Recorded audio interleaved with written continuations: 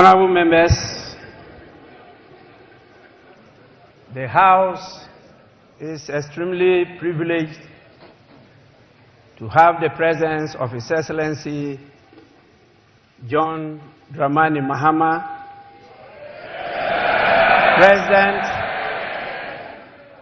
President of the Republic of Ghana and Commander-in-Chief of the Ghana Armed Forces in this August chamber. His Excellency the President is here in accordance with Article 67 of the Constitution of the Republic of Ghana to deliver a message on the state of the nation to this Honorable House.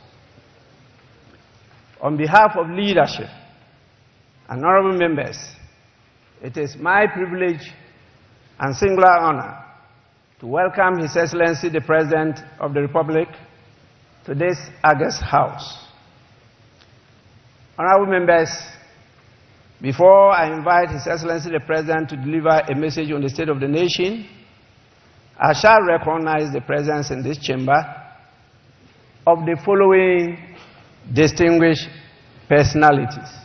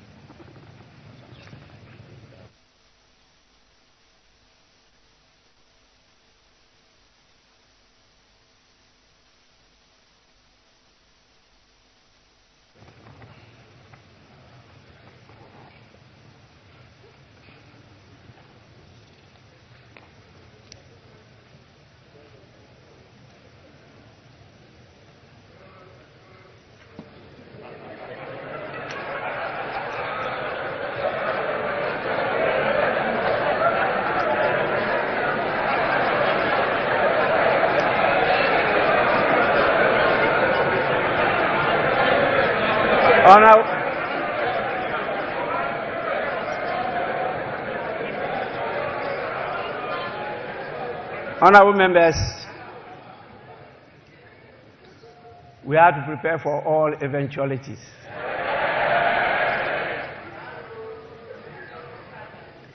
We have the following distinguished dignitaries with us. Definitely, after welcoming His Excellency the President, he is not here alone. He's present here with his spouse, by the name Her Excellency Melodies Mahama. We have the Vice President, Her Excellency Professor Nana Jane Opoku Ajiman. We have the Chief Justice, Her Ladyship Gertrude Tokonu.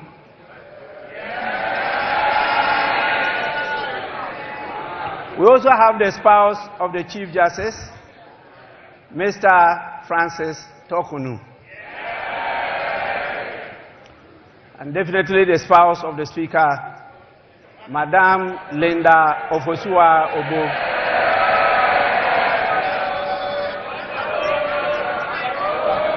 We have the Chief of Staff, Honorable Julius Debra.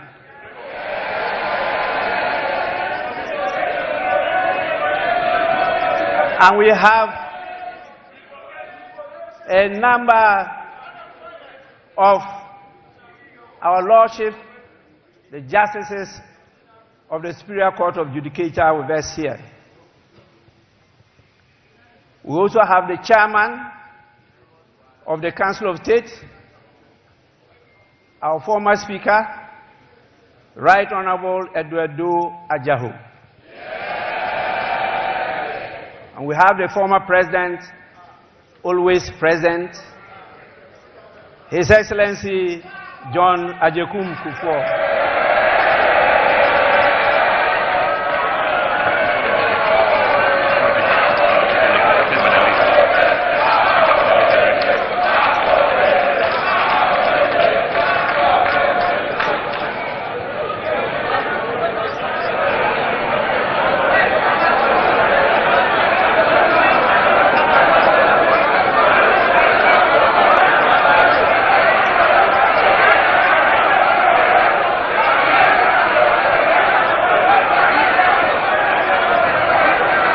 Honorable members, order, order, order.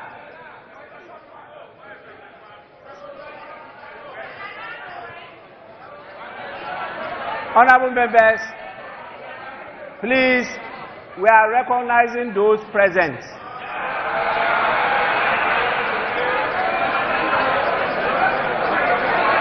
Honorable members, we also have the former First Lady, the evergreen, ever-present, Her Excellency Nana Kunedu Ajiman Rawlings.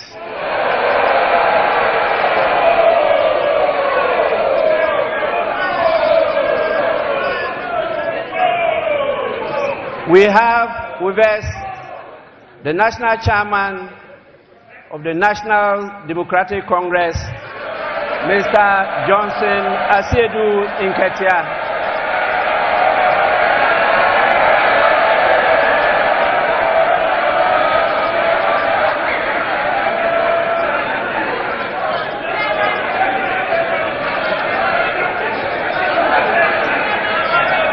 We also have the National Chairman of the new Patriotic Party, Mr. Stephen Ayensu Nkim.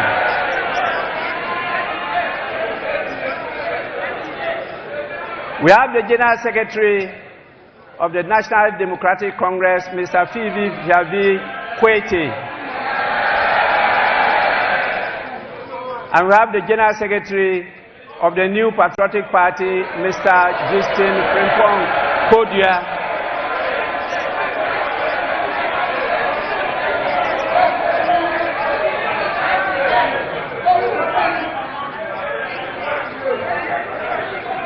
We have, as usual,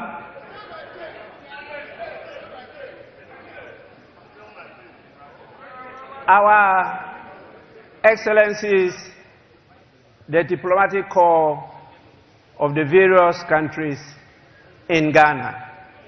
You can see, as usual, they have come in their numbers. We are extremely grateful for your presence. And we have the couples, the heads of the various security services with us. And we have our revered chiefs, queens, and queen mothers with us here. And the various heads of all the religious bodies we have in this country. We'll also have the former clerk to Parliament, Mr. Emmanuel Anyimedu, and the recently outgone former clerk to Parliament, Mr. Cyril Kwabena Oteng Insia. Honorable members, in the meantime, this is the list of the dignitaries that I have who are present here with us. May I now,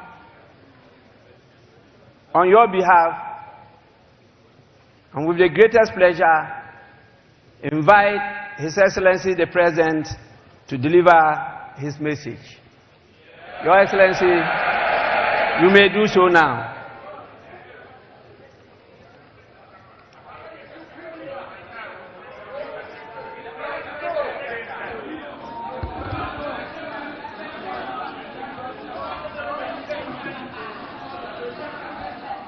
Thank you very much, the Right Honorable Speaker, Your Excellency the Vice President, Your Excellency the spouse of the President, Your Ladyship the Chief Justice, our Honorable Members of Parliament, Honorable Members of the Judiciary, distinguished leaders of our security services, Your Excellencies Members of the Diplomatic Corps, our revered Nime Name, chiefs, traditional rulers, religious leaders, the national chairmen of political parties and executives, the good people of Ghana, I wish you a very good morning.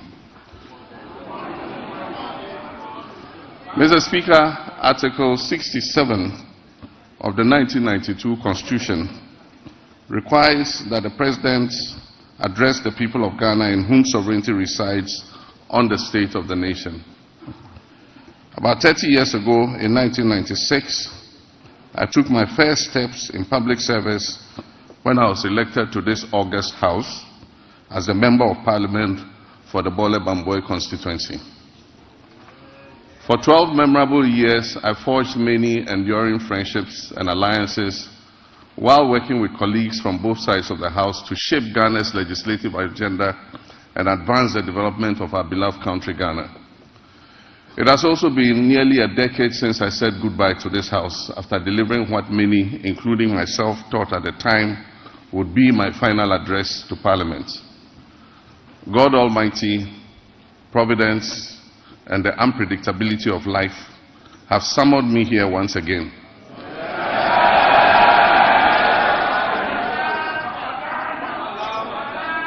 On the back of a historic electoral mandate from the people of Ghana to deliver a message on the state of the nation.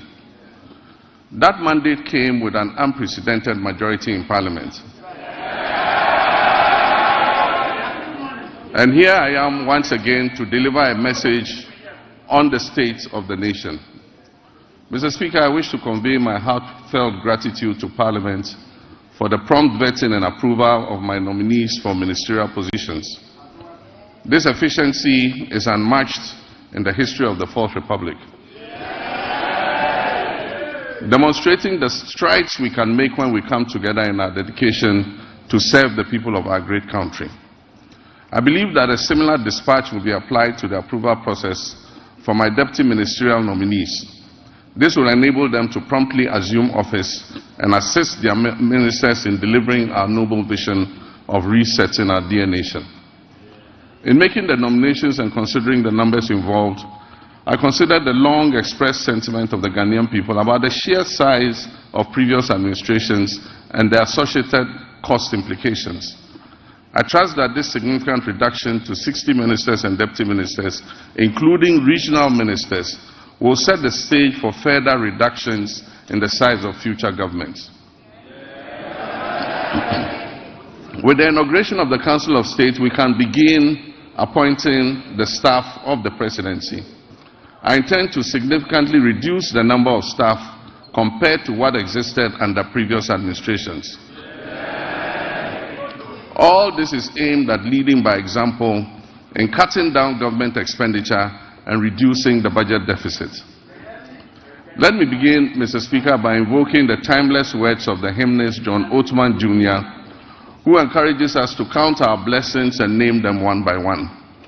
Yes, we're a nation troubled on many fronts, but we also have many blessings, among which is a now firmly established democracy that, for all its imperfections, has enabled 4 peaceful transfers of power in our land. Nestled in a sub-region that is often plagued by strife and political instability, there's a good reason to take sober satisfaction that these successful, peaceful power transfers have become routine. Mr. Speaker, 50 days ago, I took the solemn oath to assume leadership of this country and serve with truth and humility. This was preceded a month earlier by a watershed election that promised to revive our nation's fortunes and give us a new lease of life. The election result gave us an important opportunity to change course and move off the slippery slopes our country had been descending that had caused so much economic pain, suffering, and grief to our people. In their collective wisdom and with resounding clarity, the Ghanaian people chose to chart a new path to reset the country's economy. And through their votes, they made it clear that they will henceforth demand the highest standards of governance from those they put in positions of leadership. The good people of Ghana elected me to office with a historic electoral margin of nearly 1.7 million votes.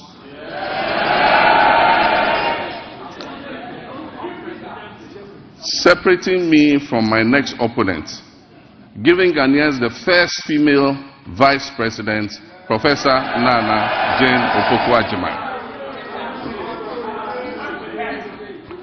For the National Democratic Congress, NDC, that resounding victory is a selfless call to duty from a people who are tired of years of economic hardship and poor governance. That call therefore places an obligation on us and all who serve, including legislators from both sides of the House, to do our utmost with decency and humility to change the circumstances and the state of our country. Mr. Speaker, as I said, 7 of the 1992 Constitution requires that I give an account of the state of our nation to Parliament. I'm sad to report that the state of our nation is not good.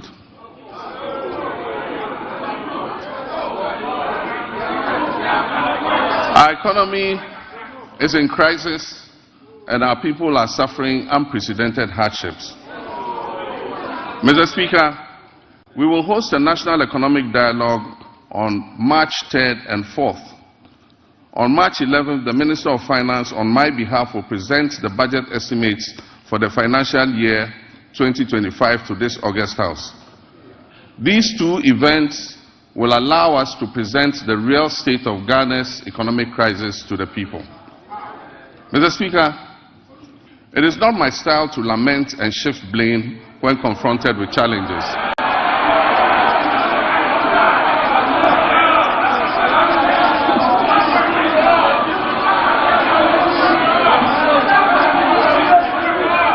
Mr. Speaker, it's not my style to lament and shift blame when confronted with challenges. My approach is to accept challenges and work hard to resolve them. Indeed, this is precisely what the people of Ghana elected me to do. I have therefore not come here to lament on the state of our country, though there's much to lament about. I understand why I was elected with such high voter confidence, and that is to solve Ghana's problems. With your permission, Mr. Speaker, and within the constraints of time, I'll take the liberty to elaborate on how we intend to address the numerous challenges facing us as a nation. Yesterday, February 26, 2025, marks exactly 10 years since I stood in this chamber, at this very spot, to declare my determination to fix Dumso, a legacy problem of power shortages. And Mr. Speaker, I fixed it. Yes, I promised to fix it, and I did. And I wish to place firmly on record that from January 2016 until I handed over the administration of this country on January 7, 2017, there was no power rationing or load management in Ghana. Mr. Speaker, today, inspired by the Almighty God and propelled by the massive mandate given to me by the good people of Ghana, I am moved to make a similar purposeful and bold declaration that I, John Dramani Mahama, I will fix the economic crisis confronting our country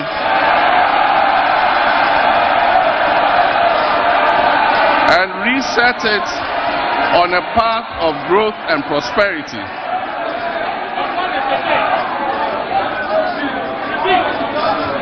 That I will fix the economic crisis confronting our country and reset it on a path of growth and prosperity.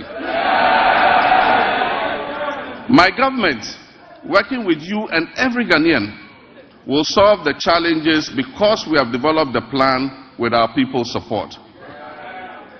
When I decided to run for president again, I did so because of what I knew about the state of our country. I was aware that huge problems awaited me upon assumption of office, but nothing could prepare anyone for the reality of the depths to which our economy and our governance had sunk. Our elders say that a frog's true length can be ascertained only after it has died.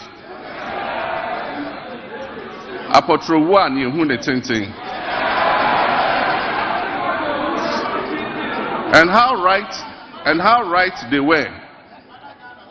It is common knowledge that our economy is in dire straits, which is putting it mildly, because an initial assessment of the books we have discovered, after initial assessment of the books, we have discovered that our economic problems are much deeper than was previously known. We have inherited a country that is broken on many fronts. The profundities of the challenges confronting us are staggering. We are saddled with staggering debts and glaring signs of almost deliberate and, in some cases, reckless mismanagement of our resources. Mr. Speaker, not even the restraints of an IMF program were enough for the previous economic managers to exercise prudence in managing our finances.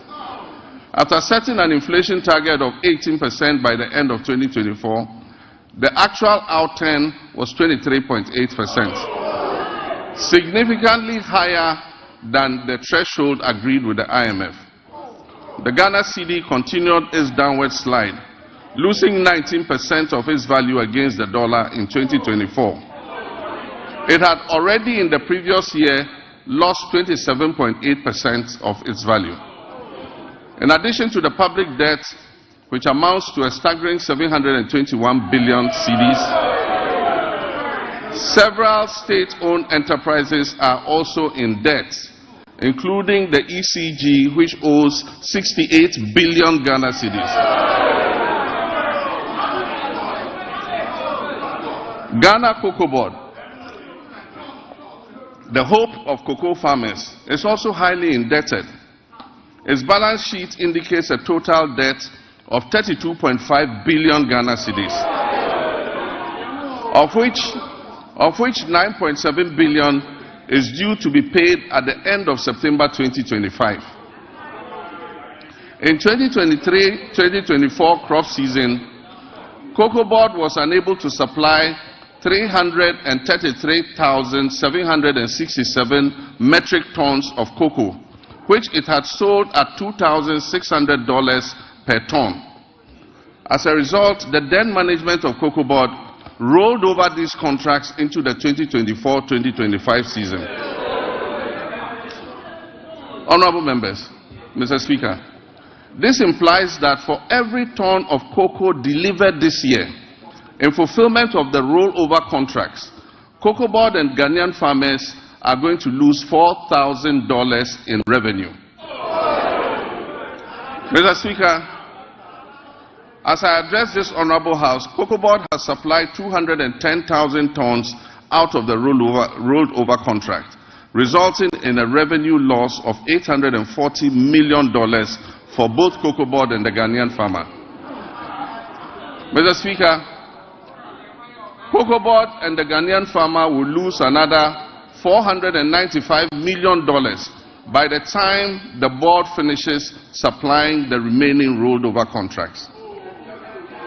Additionally, Cocoa Road commitments alone total 21.7 billion cedis, of which only 4.4 billion is included in the total debt of 32.5 billion. This debt has arisen mainly because of the decision in 2019 and 2020 to award road contracts worth over $1 billion because of the election. Mr. Speaker, the energy sector faces significant financial challenges, primarily due to collection and system losses, non-compliance with the cash waterfall mechanism, and legacy debts. The financing shortfall has risen considerably to approximately $2.2 billion, or 34 billion Ghana cedis for 2025. And urgent measures will be needed to reduce it to sustainable levels and ultimately eliminate it. The financial sector continues to struggle despite the reportedly spending of $29.9 billion on the financial sector cleanup exercise up to date. Scant reserves were also left for debt servicing, despite implementing what may be considered the most severe and distressing economic policy in the annals of the Fourth Republic, if not in the entirety of our nation's history. And I'm referring to the domestic debt exchange program. This is in stark contrast to our actions in 2017 before we left office, when we allocated $250 million to the sinking fund handed over to the incoming government to service debts, Ghana's debts. There have been claims that buffers were left for debt repayment, oncoming debt repayment this year. Mr. Speaker, honorable members, let me give you the statement of account for the debt service reserve account, which is also popularly referred to as the sinking fund. This fund shows a balance of only $64,000 in the dollar account. $64,000 in the dollar account. And 143 million Ghana cedis in the cedi account. The repercussions of the accumulation of debt and economic mismanagement will require extensive work and sacrifice to repair. In the next 4 years, to put things in context for you, Mr. Speaker, in the next 4 years, our debt servicing will amount to 280 billion cedis. And this comprises of 150 billion for domestic debt and 130 billion in external debt servicing. Our catastrophic debt position has also severely impacted infrastructural projects that should have been completed. Currently, there are 55 stalled projects due to the default of debt and subsequent restructuring, with a total value of $2.95 billion not disbursed. The stalling of these projects is expected to result in a cost overrun of about 15 billion cedis. Mr. Speaker, notwithstanding this gloomy background, I remain committed to leading this government and taking every necessary step to reset our economy, getting things back on track, and working with the good people of our country to build the Ghana we want.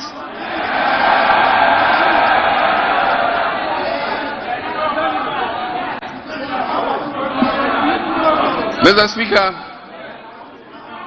we are doubling our efforts to complete all outstanding structural reforms. Through the budget, we will implement corrective measures to restore fiscal discipline and debt sustainability. We are also working hard towards completing the upcoming 4th review of the IMF-supported program. The review is scheduled from April 2nd to April 15, 2025, and the IMF Executive Board is expected to approve it in June of this year. As we have done previously, we are also building buffers in the sinking fund and adopting prudent debt management practices to ensure prompt repayment of upcoming domestic and external debt maturities.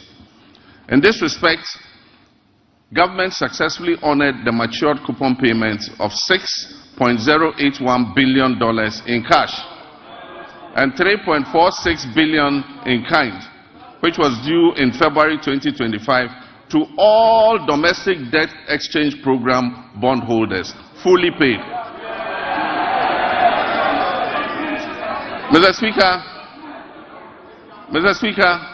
the good news is that we have also built additional buffers in the sinking fund to honor the maturing bonds that are due in July and August. And so bondholders can rest assured that they will be paid to the last peswa, whatever is owed them. With the transparent and prudent measures we have implemented since taking over the administration of this country, I urge my countrymen and women, business owners, and foreign investors to trust our competence in turning our economic fortunes around. Mr. Speaker, since we took office on January 7, 2025, we have upheld our commitment to a fiscal consolidation agenda with a streamlined government. We have eliminated unnecessary expenditures and reduced our reliance on borrowing. Our prudent debt management practices have led to a substantial reduction in interest rates. The 91-day Treasury bill rate, which was 28.51% on January 6, 2025, has dropped to 24.48% as of February 24, 2025. Similarly, the 182-day Treasury bill rate, which was 29.07% as of January 6, 2025, has decreased to date to 25.388%. Mr. Speaker, the 364-day Treasury bill rate has also moved from 30.41% to 27.30% in the same period. We signed a memorandum of understanding with our Official Creditor Committee, OCC, to formalize the debt treatment agreed upon with our official creditors. This marks a crucial step towards Ghana's restoration of long-term debt sustainability. The agreement will enable financial resources to support and strengthen our economic recovery. Mr. Speaker, on February 20th, 2025, the National Tripartite Committee and the Public Services Joint Standing Negotiating Committee concluded negotiations on the 2025 minimum wage and base pay for the single-spine salary structure, respectively. I want to use this opportunity to reiterate my sincere gratitude to organized labor and the Ghana Employers Association for the understanding and cooperation in reaching this agreement on the minimum wage and the base pay. On the final day of negotiations, I enjoyed the privilege of joining my comrades, the leaders of organized labor, for the concluding discussions. I'm confident that the sacrifice we have all made this year will significantly benefit our economy's health in the future. We look forward to a positive economic outlook as we restore macroeconomic stability, we encourage exports, we activate the 24-hour economy policy, we implement the $10 billion Big Push policy for swift infrastructure development, we rationalize taxes and foster inclusive growth. The goal is prosperity for all, which must be shared and not the prerogative of a select few. Mr. Speaker, in fulfillment of our 120-day social contract with the Ghanaian people, we have put in place the Planning Committee to host the National Economic Dialogue. This dialogue is expected to discuss the state of the economy and reach a consensus on the key policies needed to address the devastating economic crisis confronting us. It will support the development of a homegrown fiscal consolidation program, and it will highlight key structural reforms and policy priorities essential for resetting the economy and creating prosperity for all our people. I believe there is absolute wisdom in what our elders say, that two heads are better than one. Tikro and Kwejina. Consultation and consensus building have always proven to be better than unilateral decision making. It is my hope, therefore, that our colleagues on the other side of the divide will display love of country and participate in this national dialogue, unlike the boycott of the Senchi Forum in 2014.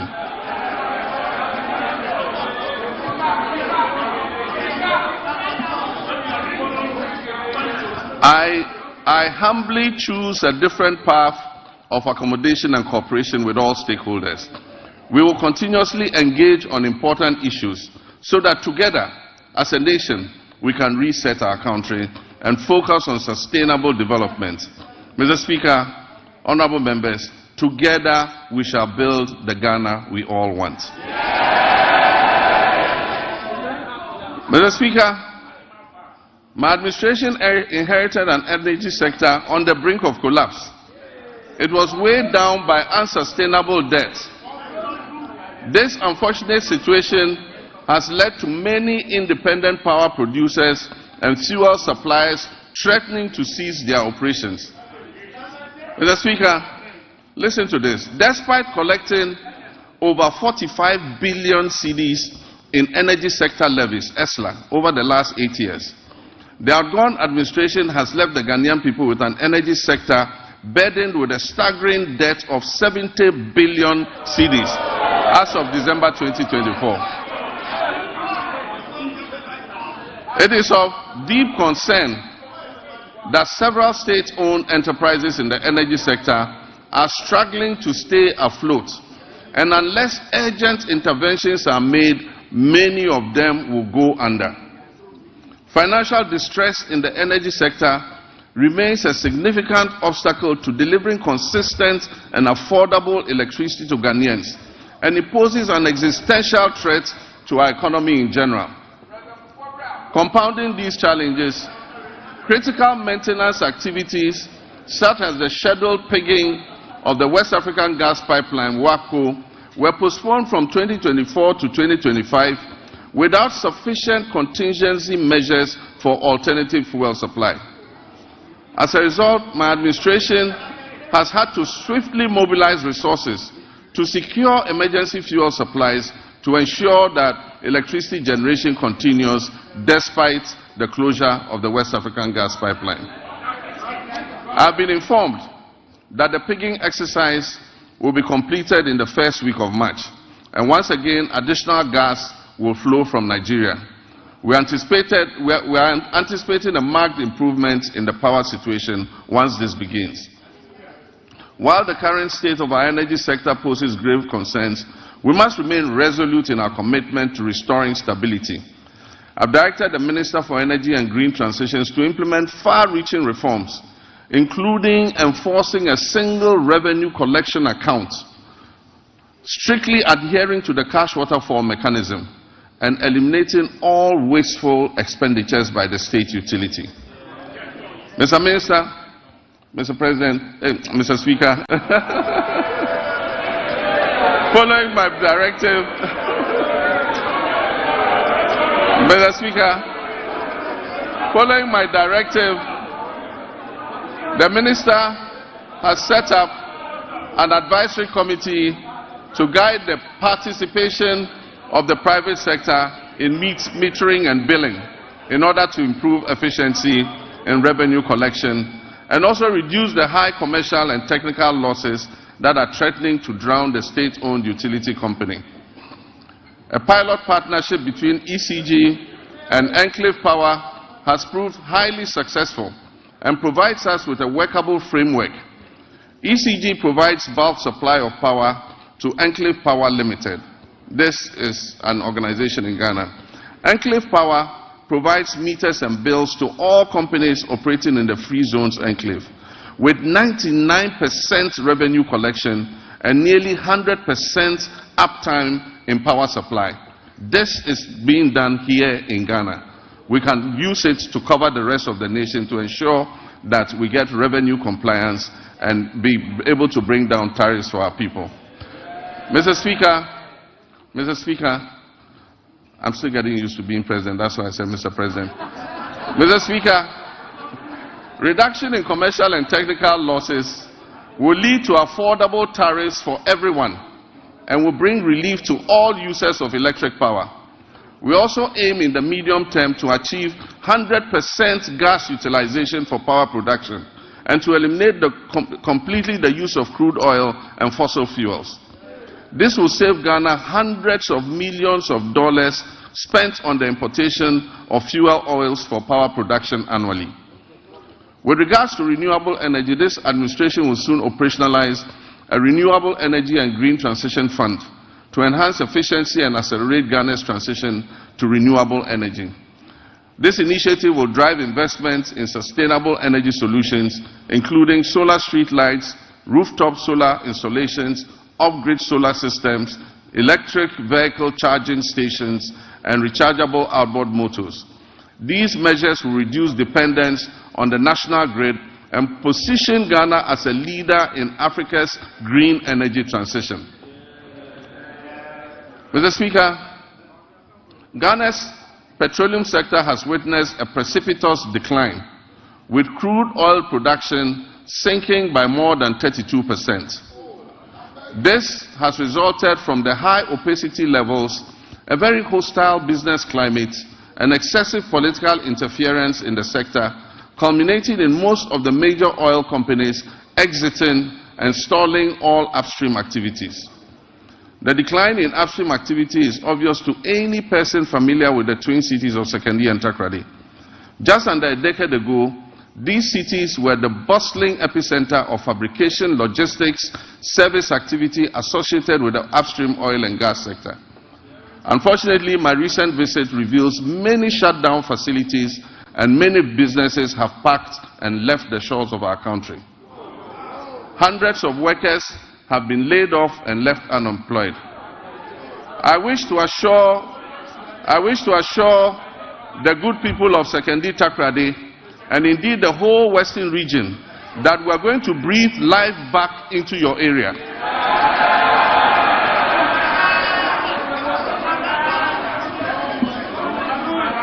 Mr. Speaker, we have already commenced revitalization of our upstream petroleum sector by creating a business-friendly and congenial environment for our partners and other prospective investors who wish to come in. My meeting with the players in the upstream sector have been extremely positive, and we have been assured of substantial investments running into billions of dollars in the very near future. Mr. Speaker, the Minister of Energy and Green Transitions gave the directive for the removal of the unitization based on the arbitration that took place. We believe that this will open the way for an amicable resolution of the issues between Springfield and ENI. And this should make our oil and gas prospects more attractive to investments going forward. Mr. Speaker, Ghana has fertile lands, abundant water, and human resources. Yet we face a paradox. Our food import bill continues to soar, reaching alarming levels of over $2 billion annually. In addition, rising food inflation is burdening households and threatening livelihoods. To address this, we are implementing several well-considered policies to grow the agricultural sector, including agro-processing.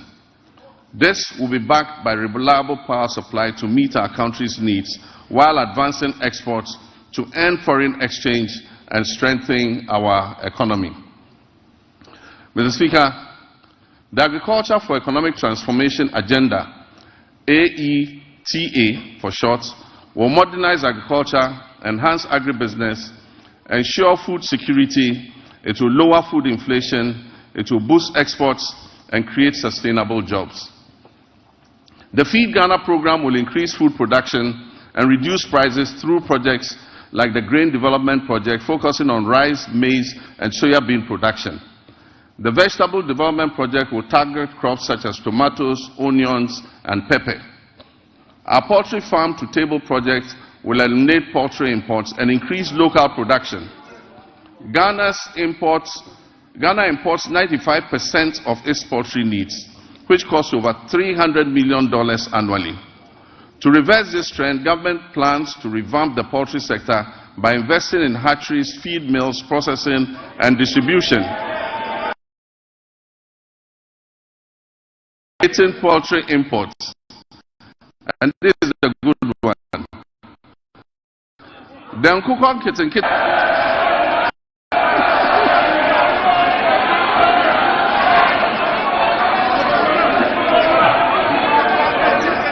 We actually have a project called Nkukon Kitten Kitty.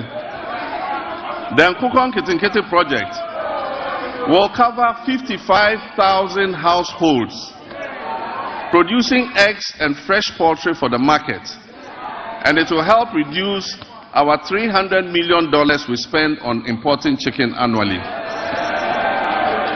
Mr. Speaker, to strengthen the connection between agriculture and industry, we will prioritize value addition, processing, and distribution. And this will position agriculture as profitable and appealing, making it more attractive to our young people. We will implement an Agri-Next program to facilitate access to land banks by young farmers, to connect graduates with opportunities in the agricultural value chain, and promote greenhouse agriculture among the youth.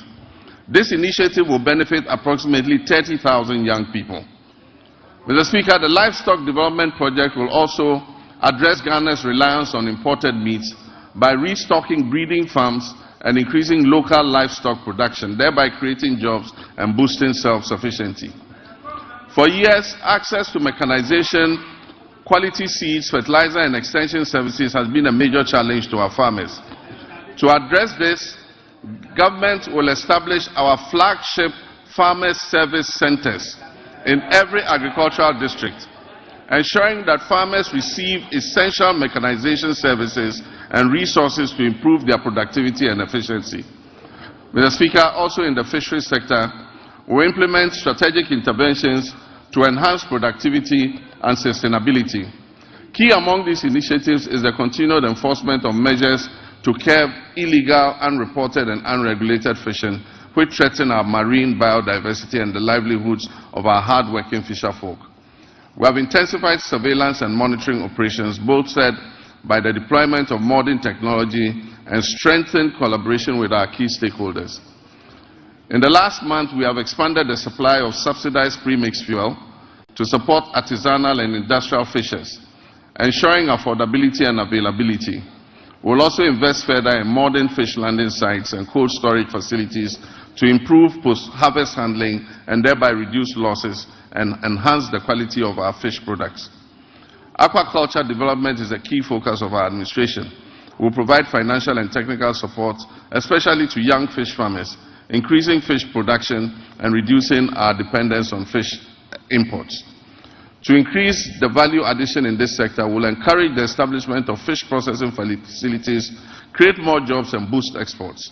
Our commitment to supporting women in the fishery sector remains steadfast as we implement the programs to empower female fish processors and traders with financial capital and capacity building initiatives.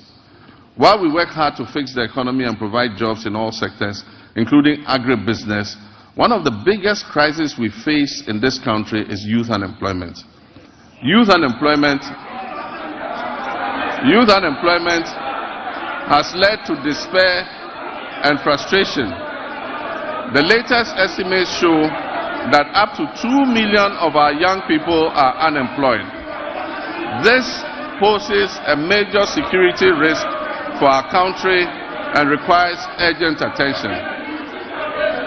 To bring much needed focus to the desperate and widely scattered youth employment programs and to ensure stricter accountability in their implementation, I have set up the Ministry for Youth Development and Empowerment in furtherance to the promise I made in the campaign. This ministry, that is the Ministry for Youth Development and Empowerment, is mandated to formulate, coordinate, and monitor policies and programs to promote youth development and empowerment in this country. Mr. Speaker, as part of our Operation Recover All the Loot policy,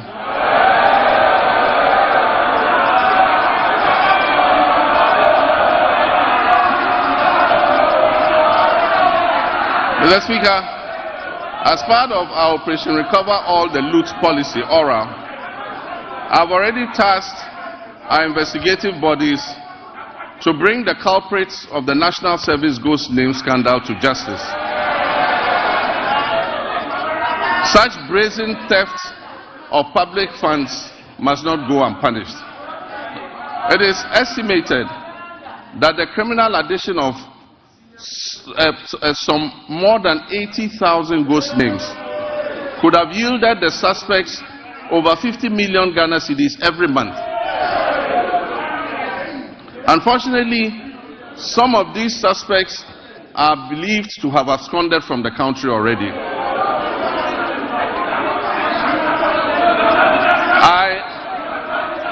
I have directed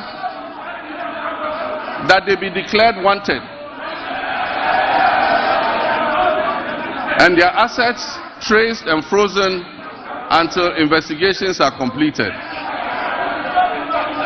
To achieve a legally robust regime to govern national service, I've also tasked the Minister for Youth Development and Empowerment to coordinate and present to Parliament a legislative instrument to support the implementation of the newly passed National Service Authority Act 2024. That's Act 1119. We will introduce short military training as part of our national service scheme. This will instill a sense of fitness and discipline into our youth. The administration of scholarships is another challenge. It has been fraught with a lot of challenges. The poor who genuinely need scholarships are unable to access them because the rich and wealthy always crowd them out.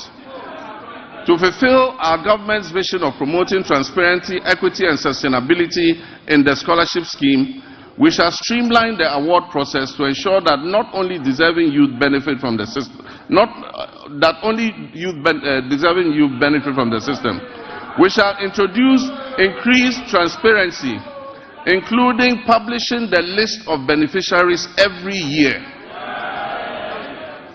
Mr. Speaker, job creation is one of our main pillars, and it was one of the major promises we made to the youth of Ghana.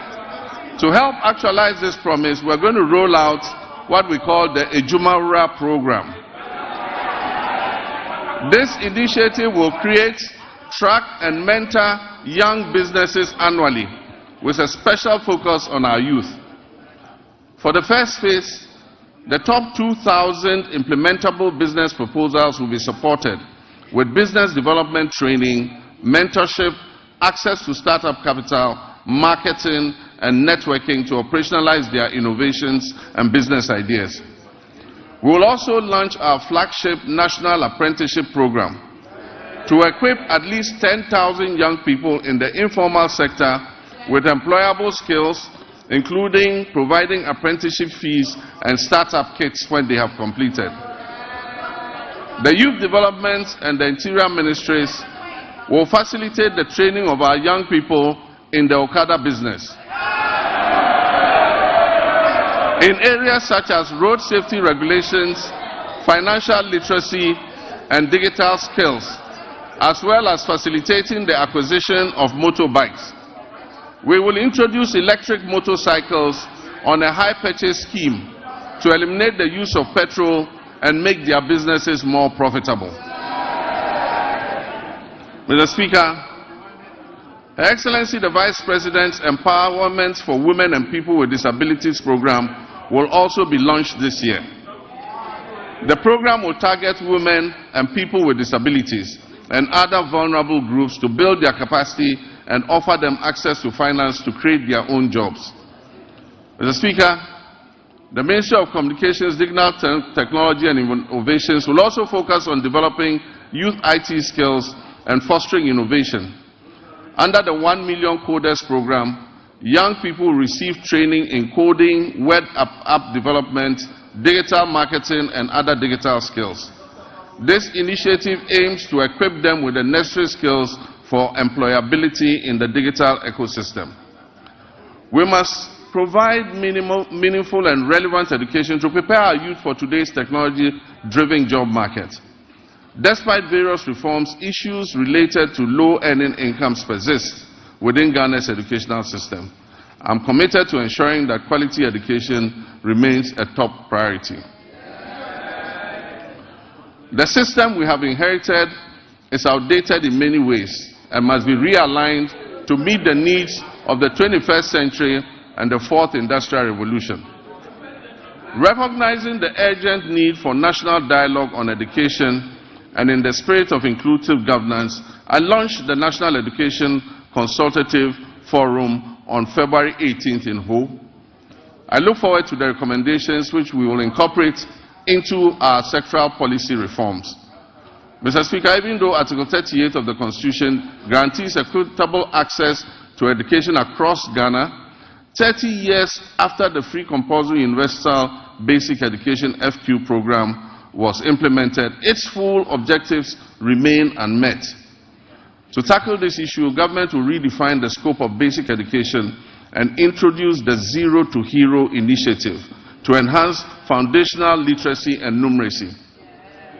Additionally, ICT training will be integrated into early childhood education at the basic level. Over the next 3 years, it will be expanded to cover at least 300 classrooms, 30 centers of excellence, 1,000 teachers and district teacher support teams focusing on the teaching of mathematics and literacy. This year, the Ministry of Education will fully implement a new curriculum for senior high technical schools and STEM schools, introduce a standardized national sign language for hearing impaired learners from kindergarten to SHS, and review the kindergarten and primary school curriculums. To increase access to quality education, we will scale up our social intervention programs like the capitation grants, the feeding grants for special schools, and the government's BECE registration initiative. Mr. Speaker, to promote inclusion and equity, the government will enhance and resource the Islamic Education Unit to recruit more Islamic and Arabic tutors for English-Arabic schools. We will establish STEM and TVET schools in underserved and peri-urban communities. We will provide scholarships to brilliant but needy students in deprived communities, especially for study in law, medicine, and engineering. We will support Islamic colleges of education with infrastructure and logistics, and will enroll youth in Zongo and deprived urban communities in the National Apprentice Program and offer free technical and vocational training. Mr. Speaker, it is important to continue to retain and motivate our teachers in all schools, especially in the rural areas. Government will begin plans for the implementation of the 20% allowance for teachers who agree to serve in rural schools. District assemblies are going to be involved in this scheme to ensure that the teachers are present and teaching in the schools that are selected. This scheme will reward such teachers for their sacrifices and ensure quality education nationwide, not only in urban centers. Mr. Speaker, as part of our Teacher Dabre initiative, the construction of teacher accommodation units to improve welfare and attract teachers to rural areas will commence this year. Mr. Speaker, no new school will be built in this country without teachers' accommodation. Mr. Speaker, honorable members, once again for emphasis and for the record, I, John Dramani Mahama, President of the Republic of Ghana, will not cancel the free SHS program.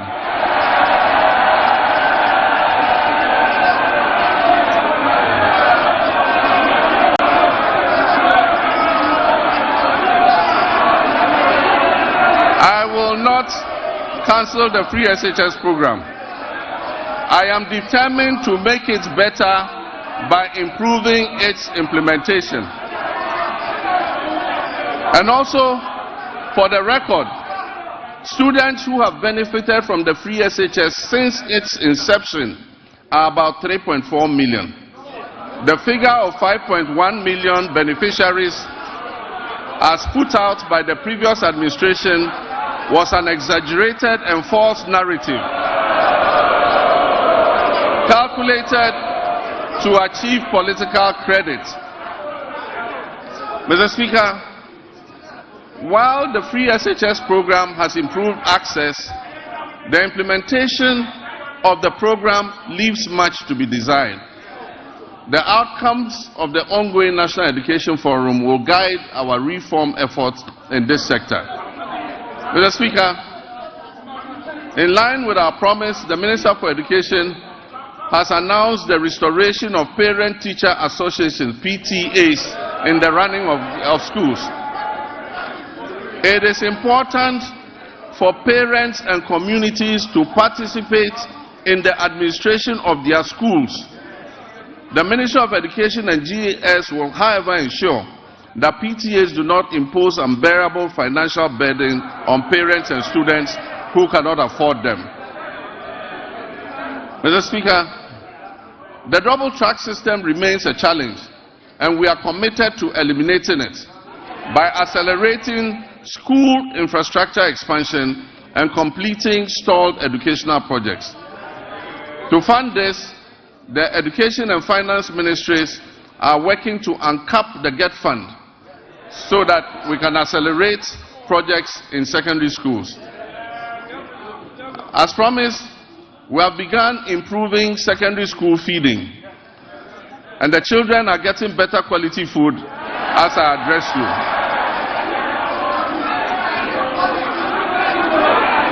Mr. Speaker, efforts to decentralize school feeding and food management include strengthening procurement and store management records capacity. Once completed, food procurement and management will be fully handed over to the secondary schools to do their own food procurement. Mr. Speaker, science, technology, engineering, and mathematics are central to national development, STEM. We will therefore expand STEM programs at all levels to equip all students for the global economy. We don't believe in building single standalone STEM schools. We believe that STEM must be part of the curriculum of every secondary school. Mr. Speaker, regional TVET centers of excellence will be established to provide practical skills. Every region will get a TVET center of excellence to expand technical and vocational education training. Mr. Speaker, honorable members, Ghana has consistently missed its gross tertiary enrollment targets, with a rate below 22%, far from the 40% goal that has been set by 2030. Despite over 460,000 secondary graduates coming out annually, 55% qualify for tertiary education, and only 35%, 161,000 of the 460,000 enroll in tertiary education, leaving over 300,000 without access. To address this, government is introducing a no-fee stress policy to eliminate tertiary admission fees, which currently serve as a barrier to higher education for some students. This will be supported by an enhanced student loan scheme, which is called the Student Loan Plus. The no-fee policy will also cover all persons with disabilities. And for emphasis, persons with disabilities will pay no fees for tertiary education throughout their study. And so PWDs who gain admission to tertiary institutions will pay no fees. Additionally, TVET enrollment will be increased from 11% to 20% to boost employment. Mr. Speaker, rising enrollment has strained university infrastructure, causing overcrowding and inadequate accommodation. We are determined to expand access, improve quality, and align tertiary education with national goals, particularly in STEM. Feasibility studies for new public universities or campuses of existing universities to be established in the 6 new regions will commence this year. Seed funding for these projects will come from the GET Fund in order to enhance access.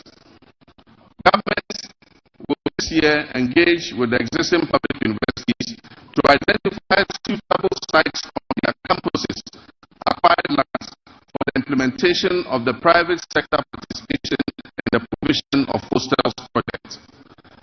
This is a partnership between government and universities and private investors to expand hostel capacity on their campuses, to allow more students to be accommodated on the campuses, allow for a better learning environment. Mr. Speaker, academic freedom will be upheld. We will not interfere in the administration of our tertiary universities. And our hope is that the institutions will ensure good governance in the administrative practices. Mr. Speaker, next, our health sector faces significant challenges that provide the very foundation of affordable health care. The Ministry of Health has a total liability of nearly 15 billion cedis, when obligations, and payments to clear medical commodities and reports are all put together. The last major hospital equipment replacement program was undertaken in 2014 when I was president. Since then, most hospital equipment in the Ghana Health Service facilities have deteriorated or broken down. Mr. Speaker, the Agenda 111 program, which was started as a knee-jerk reaction during the COVID-19 pandemic, when the Ghanaian public had begun to appreciate the significant investments that the previous NDC administration had made in healthcare facilities, and began to lament the many hospital projects that are stalled under the previous administration. A promise was made to build 111 hospitals. Mr. Speaker, I'm sad to note that there is no dedicated funding source for all such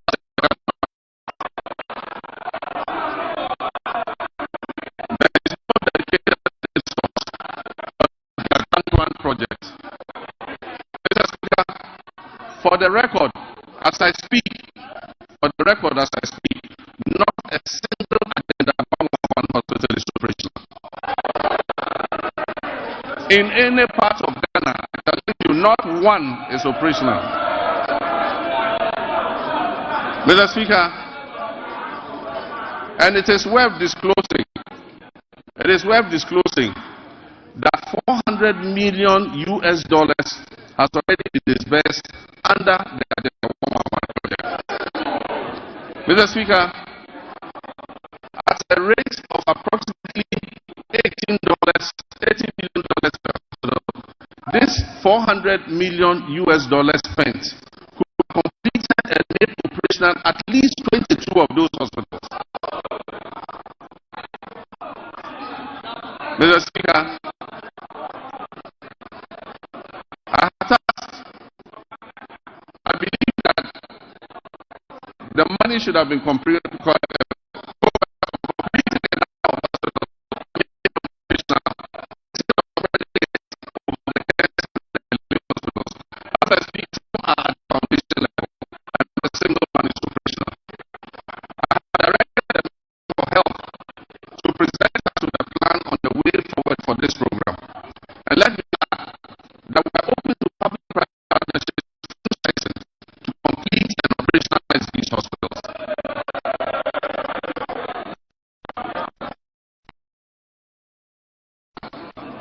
One of the most pressing issues confronting our health sector today is the USAID's pause in services without priorities and the looming threat of complete withdrawal of programs that do not align with the USAID's strategic interests. Programs that will be affected include the delivery of medical commodities to regional health stores and health facilities in the Upper West, Upper East, Northern, and Savannah regions.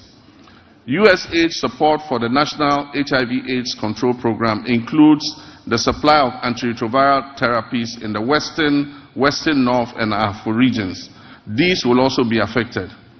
The withdrawal puts at risk approximately $78 million in earmarked funds for malaria, maternal and child health, nutrition, and HIV/AIDS.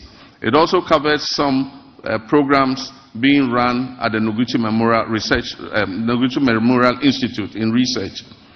The impact will be challenging without urgent intervention. I've therefore directed the Minister of Finance to make immediate financial arrangements to mitigate this loss, and I expect that this will be reflected in his budget, which will be presented to this House next month on March 11th. Working with the NHIA will revive the Onuado mobile healthcare vans. These vans will provide OPD, ophthalmology, dental, ENT, cancer screening and care in the remote and most vulnerable communities in our country. An earlier attempt to provide mobile health facilities was abandoned after the change of government in 2017. Mr. Speaker, public health experts are grappling with the conundrum of new diseases and re-emergence of old diseases.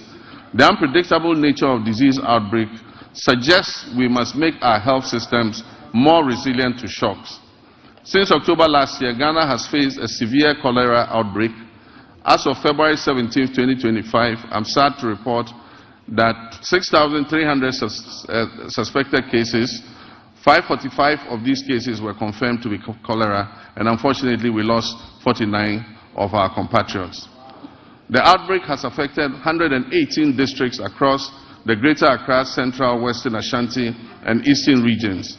To control the situation, we have launched an aggressive vaccination and public education campaign, among other interventions. Mr. Speaker, sanitation within the context of infectious disease outbreaks, personal hygiene, and environmental major priorities. Our cities and towns must be made cleaner than what we currently have.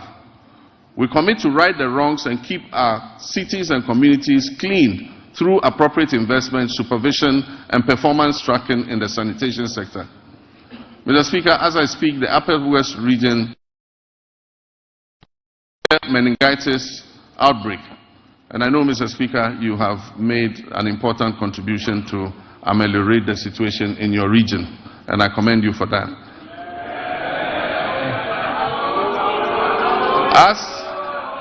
As of February 17, 2025, 135 suspected cases of meningitis were reported. 22 of those cases were confirmed, and unfortunately, 16 deaths have been reported across 10 districts. We've instituted free treatment for affected persons and deployed a strong national team of health experts to encourage early reporting to health facilities of suspected meningitis. Mr. Speaker, as outlined in the 2024 manifesto of the NDC, my administration is actively developing the framework for the rollout of the free primary health care program. When fully implemented, this initiative will mark a significant step towards Ghana achieving goal number 3.8, which is universal health coverage of the SDGs, by eliminating financial barriers to basic health care access. Also in line with our 120-day manifesto commitment, the composition of the technical committee is far advanced, with plans to establish the Ghana Medical Trust Fund, also known as Mahama Cares, in the coming weeks. Mr. Speaker, honorable members, this fund will be dedicated to financing the treatment of non-communicable diseases, which have seen a significant rise over the past decade. As part of this initiative, the government is committing to allocate financial resources towards this project in 2025, with further support to be mobilized from private sector partners to ensure the sustainability of the fund. Once operational, the Ghana Medical Trust Fund, otherwise known as Mahama Cares, will directly address the financial burden of patients who require dialysis treatment, cancer care, and other critical non-communicable disease-related interventions. Together, the free primary health care, which will focus on early detection and prevention and treatment, and the Ghana Medical Trust Fund program, which will focus on relieving the financial burden of treating non-communicable diseases, will help to revolutionize Ghana's healthcare system by improving healthcare accessibility and outcomes, and enhancing productivity and well-being across the country. Mr. Speaker, Ghana will become the pharmaceutical manufacturing hub of West Africa. And my previous record in government speaks for itself. When I injected funds into Ghanaian-owned pharmaceutical companies to expand their production capacities. Mr. Speaker, as this exciting phase unfolds under the 24-hour economy initiative, we must strengthen every aspect of our pharmaceutical industry. And this includes the Food and Drugs Authority and the Customs and Security agencies in order to avert the use of fake drugs and the importation of illicit drugs into our country. We await thorough and unbiased investigation into the alleged opioid pill importation into Ghana and other West African countries. The outcome will be shared, and I can assure you necessary action will be taken. Mr. Speaker, as a social democrat, I'm resolutely committed to eradicating all forms of discrimination in our society. Our vision is to foster fairness and cultivate an inclusive environment where everyone can engage fully and equally in social, economic, and political life. With my Vice President, the history-making Professor Nana Jane Opoku-Agyeman, we will engage with all stakeholders, including our development partners and civil society organizations, to prioritize gender equality, equity, and social justice. We will establish strong social protection mechanisms and enhance legal safeguards for women, girls, and other vulnerable groups. Our initiative would include enacting comprehensive laws and policies designed to dismantle harmful social norms, to enhance access to crucial resources and opportunities, particularly for young women, and reduce overall vulnerability within our society. Mr. Speaker, I'd like to take a moment to commend you and this House for your unwavering support and guidance, which were instrumental in passing the Affirmative Action Act of 2024, Act 1121, during the 8th Parliament of the 4th Republic. My government is dedicated to successfully implementing this act to ensure gender equity across the political, social, economic, educational, and cultural spheres. The Ministry of Gender, Children and Social Protection is actively collaborating with relevant stakeholders to guarantee that this act is fully operational, including attaining the 30% target quota for women in political appointments. I'm pleased to report that women currently make up 23.21% of all appointments, and we are diligently working towards reaching the targets set forth in Act 1121. I'm, however, concerned about achieving gender balance, especially at the local government level. Very few women have mastered the courage to apply for the positions of metropolitan, municipal, and district chief executives. And unfortunately, the few who have courageously applied have been edged out on very flimsy and parochial grounds. It is my hope that the National Constitution Review Conference will clear a pathway for the election of DCEs. The Gender Ministry will then be obliged to encourage and support more women to apply and stand for these elective positions. In our pursuit of empowering women, Mr. Speaker, we'll establish the Women's Development Bank. This will be a specialized financial institution designed to support businesses owned and led by women through the provision of low-interest loans and tailored financial services offered under very flexible terms. Consultative processes are underway to ensure the successful launch of this bank.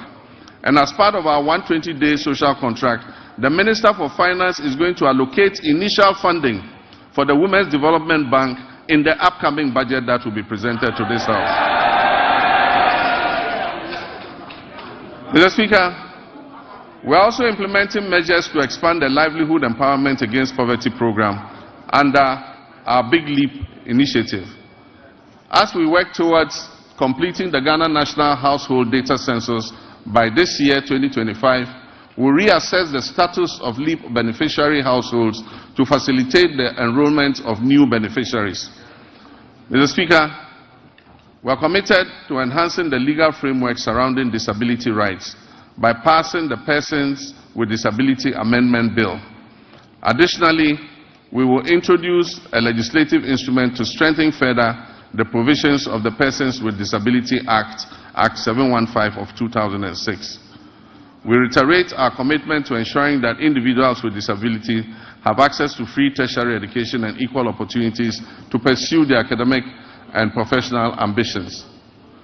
Mr. Speaker, the government intends to ensure the implementation of legislation that enjoins public and private employers to reserve 5% of their employment for persons with disabilities. I am aware that a private member was shepherding this bill. Government is going to support that motion in order that 5% of all employment is reserved for persons with disability. Mr. Speaker, Ghana's sports sector, once again, which was a shining example of excellence within Africa, now finds itself at a very critical juncture. Historically, our nation has been celebrated and has had remarkable achievements in boxing, football, and athletics. Unfortunately, this is no longer the case. However, recent years have unveiled depressing structural deficiencies in administration, funding, infrastructure, and talent development. Immediate and comprehensive reforms are imperative to reclaim our rightful place on the global sports stage. Mr. Speaker, we will develop a comprehensive national sports policy to align with international norms. This policy will be accompanied by an exhaustive review of the Sports Act of 2016, that is Act 934, and the rigorous enforcement of the Sports Regulations 2023 LI 2477. Infrastructure development remains paramount in our strategy. The government is committed to refurbishing existing national stadia, completing youth resource centers, and constructing new sports facilities in the new regions. We'll also prioritize community recreational facilities to foster greater participation in sports at the grassroots level. Recognizing the critical role of youth development, we're implementing a significant overhaul of grassroots sports with the establishment of the School Sports Authority. This body will oversee structured inter-school competitions and talent identification initiatives essential for nurturing future sporting champions. Over 60% of Ghana's elite athletes have emerged from these school sport programs. The ministry has now been renamed the Ministry of Sports and Recreation. To acknowledge the significance of recreation, we will launch a National Recreation Day. This will be a monthly initiative centered on community engagement alongside an annual National Recreation Festival.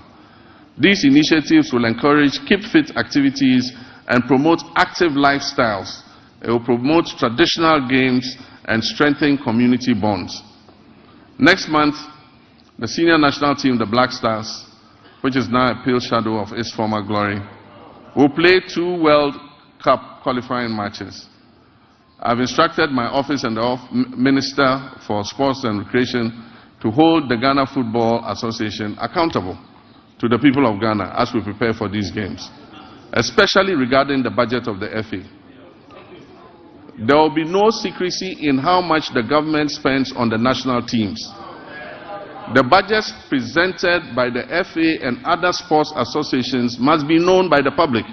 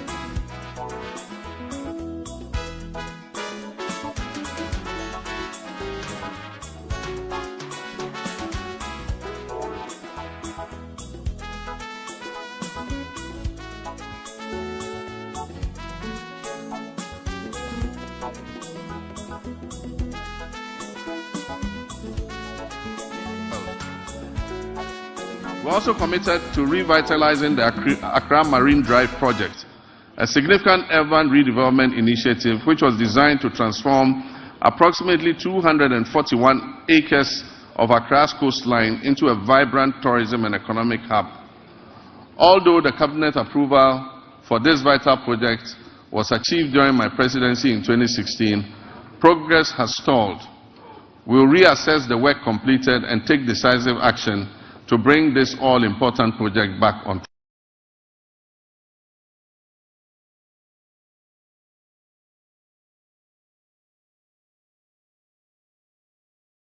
It will have a pedestrian precinct with arts and craft markets, jewelry and gold markets. This approximate 22-acre land will become a destination for tourism.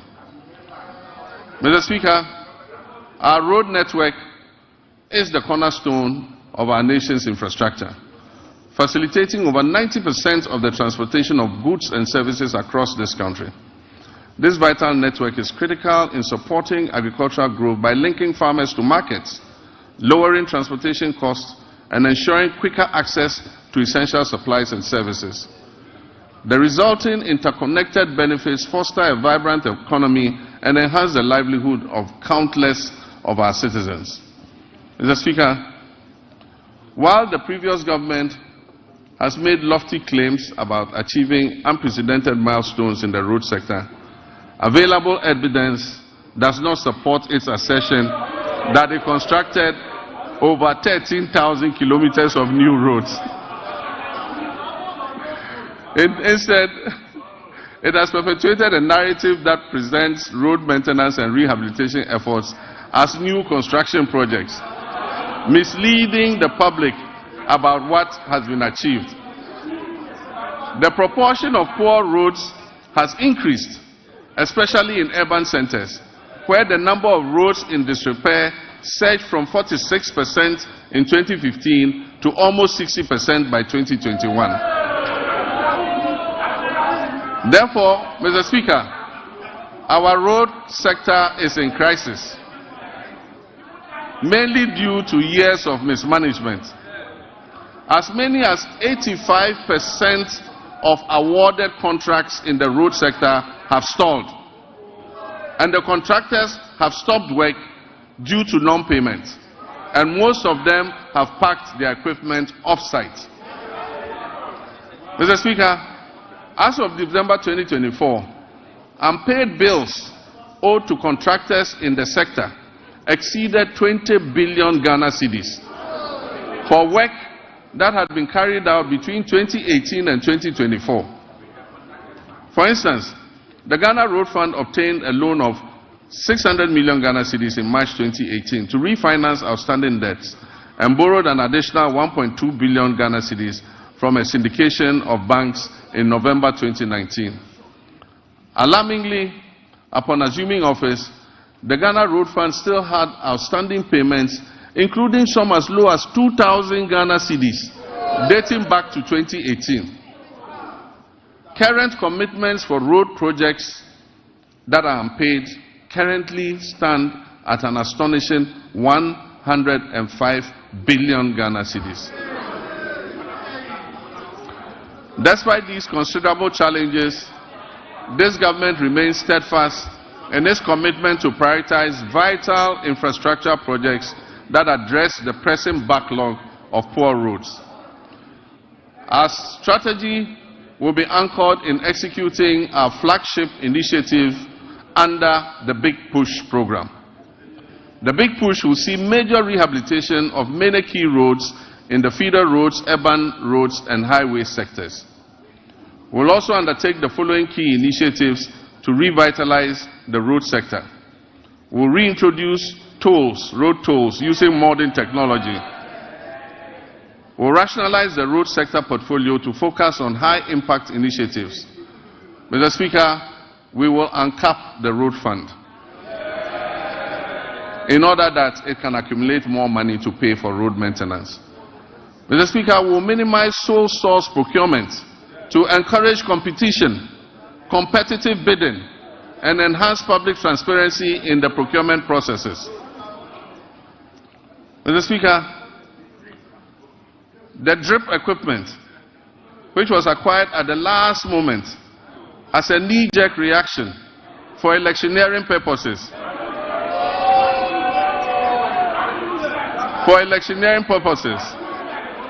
will be reorganized into regional mobile maintenance units to provide emergency road works in the regions.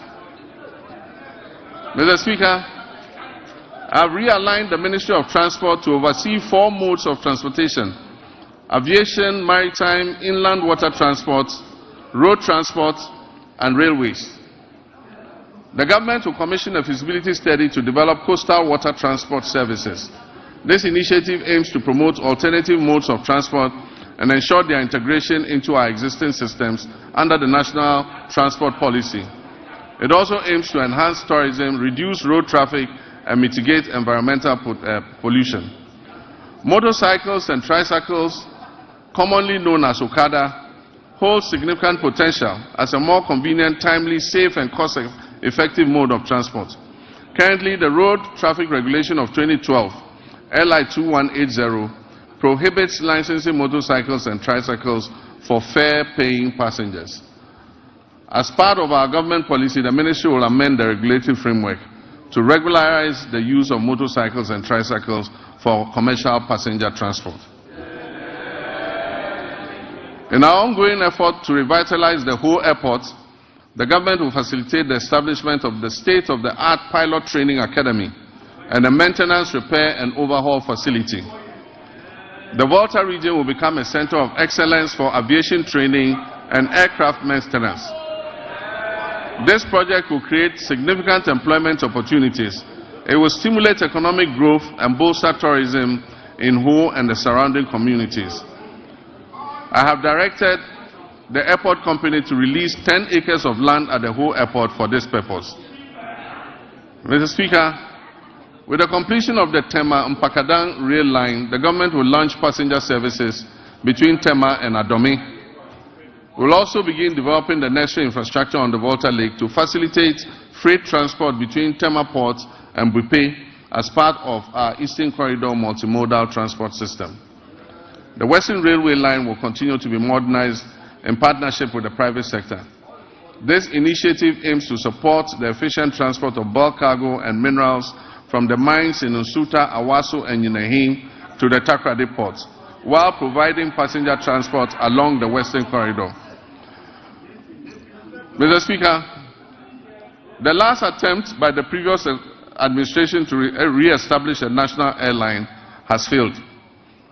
We will reopen a transparent process that will receive expressions of interest to invite competent established partners to work with us to establish a national airline.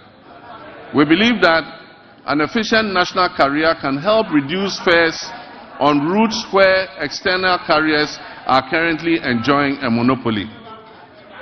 Mr. Speaker, our communications and digital technology initiatives focus on expanding our national digital infrastructure to stimulate innovation and enhance public service delivery.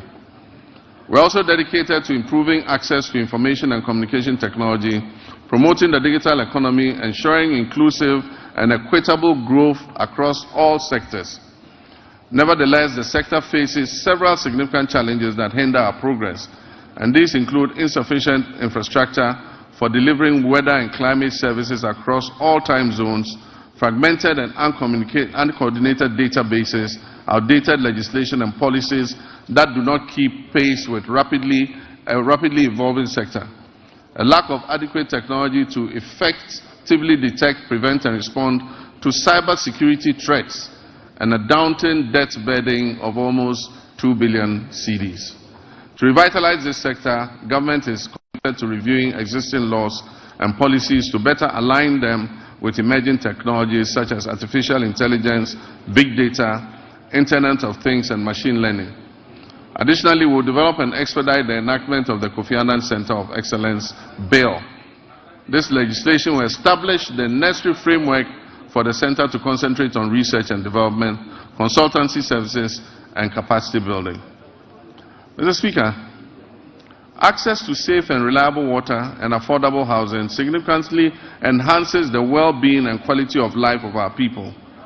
These elements are integral to our reset agenda and fundamental to our vision to build the Ghana that we all want.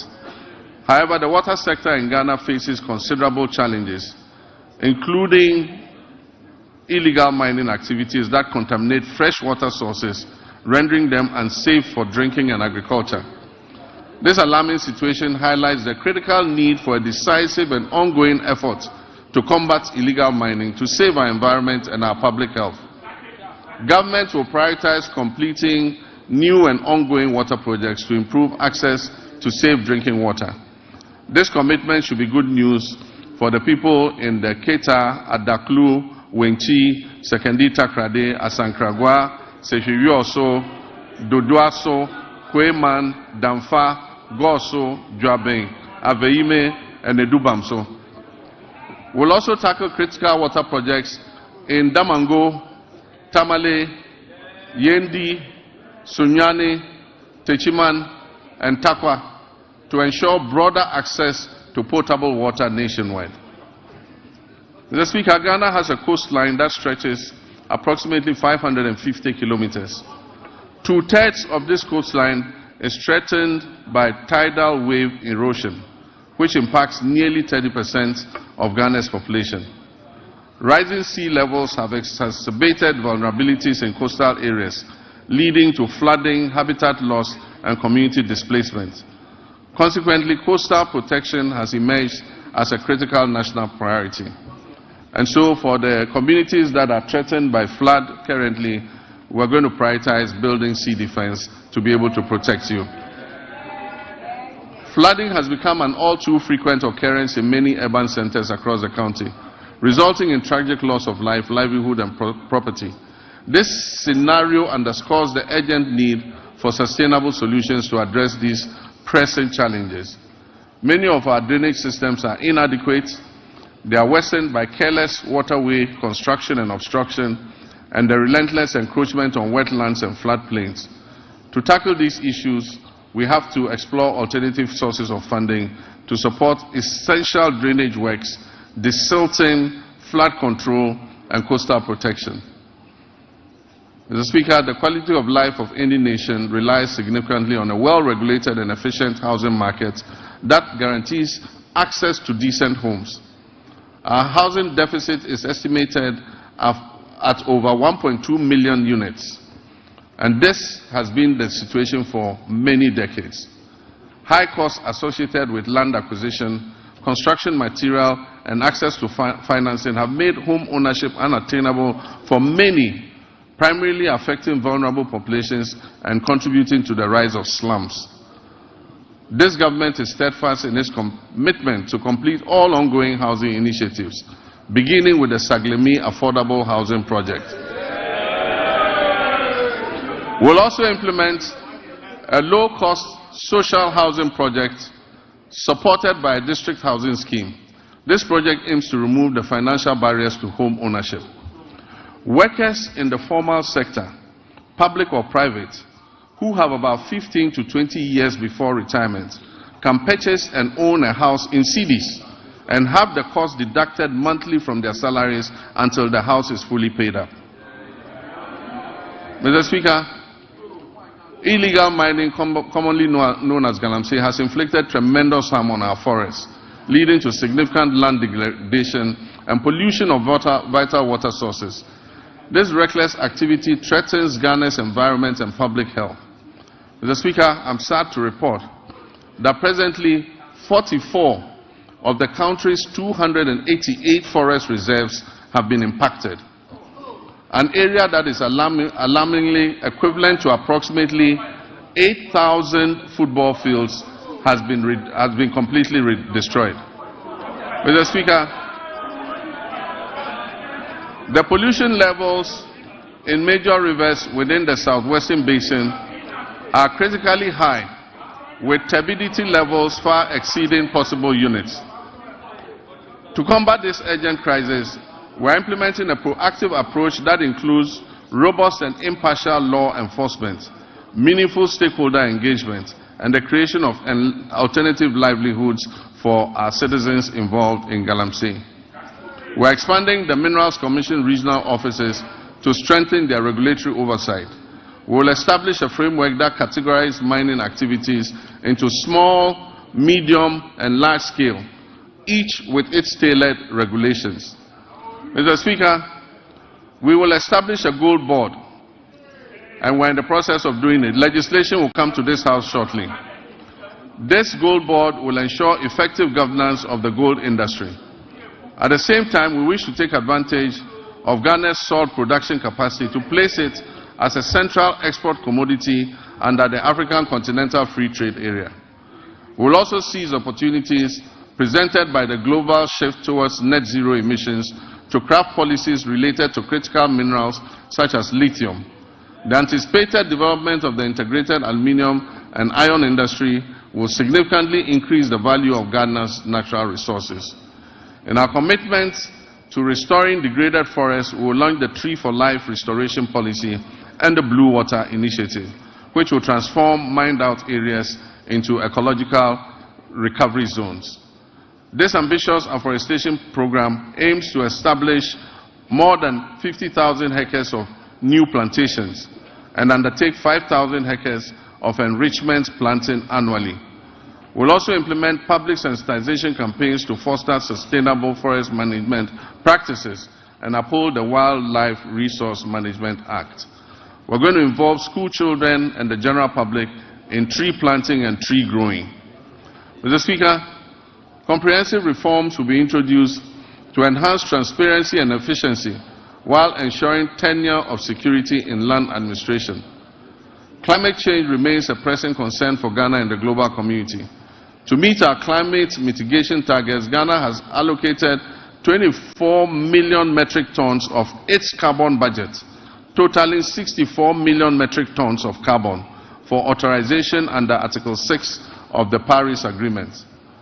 We have successfully authorized 3 projects which are poised to reduce 5.2 million tons of our carbon emissions. In line with our manifesto, we are committed to strengthening institutional and human capacity through necessary adaptation and mitigation measures to bolster resilience in critical sectors such as agriculture, forestry, energy, and water resources. We also pledge to align our national policies with international efforts to limit global warming to 1.5 degrees centigrade by 2050 and promote a fair and just transition to renewable energy sources. Mr. Speaker, we stand on the cusp of making history.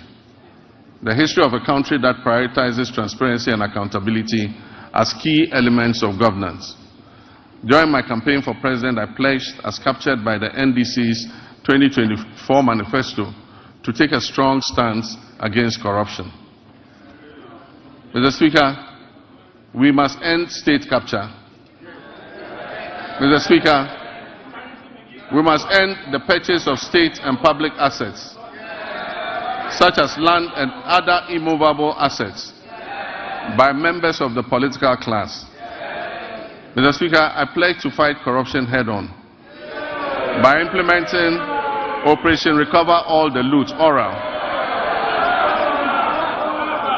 In that regard, Mr. Speaker, one of the first committees I established, even before my investiture as president, was to establish the oral committee on the sidelines of our transition. It is instructive to announce that the committee received over 2,000 complaints from the public and has since handed over a comprehensive report. This report has been given to the Attorney General for further review, thorough investigation, and eventual prosecutions. Mr. Speaker, the recent arrest related to the unwarranted payment of $2 million of Ghanaian taxpayers' money in the Sky train saga, and then also the National Service Ghost Name scandal, mark only the beginning of a comprehensive response based on the oral committee's findings. Mr. Speaker, let me state that my commitment to fighting corruption will continue with the establishment of a unit at the presidency and the maintenance of the hotline, where complaints and reports regarding graft and corruption will continue to be received and transferred to the Office of the Attorney General. Mr. Speaker, we will shortly submit for consideration a bill to regulate and restrict the sale of disposal of public lands and state assets. Mr. Speaker, as soon as the 2025 budget is approved, government will immediately take steps to reform the existing anti-corruption agencies by increasing funding and improving transparency and accountability. Mr. Speaker, Ghanaians voted largely and overwhelmingly and endorsed the NDC because we demonstrated a strong commitment and abhorrence for corruption. We pledged to fight corruption and implement far-reaching reforms that will eventually achieve a sustainable zero-tolerance policy against corruption. Mr. Speaker, the justice and legal sectors play pivotal roles in ensuring accountability and fostering the fair, equitable treatment of all our citizens by the state and its agencies. Delays and uncertainties have plagued justice delivery in Ghana, leading many Ghanaians to perceive a politicization of the judicial process. The public trust in the judiciary's independence is alarmingly low. We must work together to restore confidence in the judiciary. My government will uphold the judiciary's independence and work with the Judicial Council and services to depoliticize justice delivery and collaborate closely with the Chief Justice to combat corruption effectively. Mr. Speaker, in line with our manifesto promise to reform and expand legal education, we have developed a legal education reform bill ready to be presented to Cabinet for approval and laying before this August House Parliament. Mr. Speaker, on January 30th, 2025, I inaugurated the Constitution Review Committee to undertake a comprehensive review of our fundamental law and ensure that it reflects the hopes and aspirations of our citizens. The committee is composed of distinguished scholars, jurists, and professionals who have made significant contributions to our nation in both the public and private sectors. They will engage Ghanaians and consult with the relevant stakeholders and experts over the next 6 months. Their findings will ultimately be presented to the public for approval, followed by submission to Parliament for enactment into law, and referendums will be held where necessary. Mr. Speaker, I'm pleased to report that Ghana's internal security remains stable, despite developments primarily rooted in chieftaincy disputes. We firmly believe that even amidst conflict, it is essential for our citizens to coexist peacefully and seek amicable resolution to these disputes. We will initiate comprehensive reform across all security agencies to strengthen our national safety and security. One area that has garnered significant public scrutiny is the recruitment process within our security forces. Accusations of politicization, favoritism, protocol, and selectivity have been prevalent. Let me assure you that we are committed to changing that narrative and fostering a more transparent and equitable recruitment policy so that all our young people who wish to serve in these services have an opportunity to do so. We are dedicated to enhancing the capabilities of the Ghana Police Service, the Prison Service, the Ghana National Fire Service, the Immigration Service, and the Narcotics Control Commission, the Customs Division of the Ghana Revenue Authority, and all investigative bodies operating under the Ministry of Interior. By motivating and re-equipping these agencies, we aim to effectively maintain internal peace and security.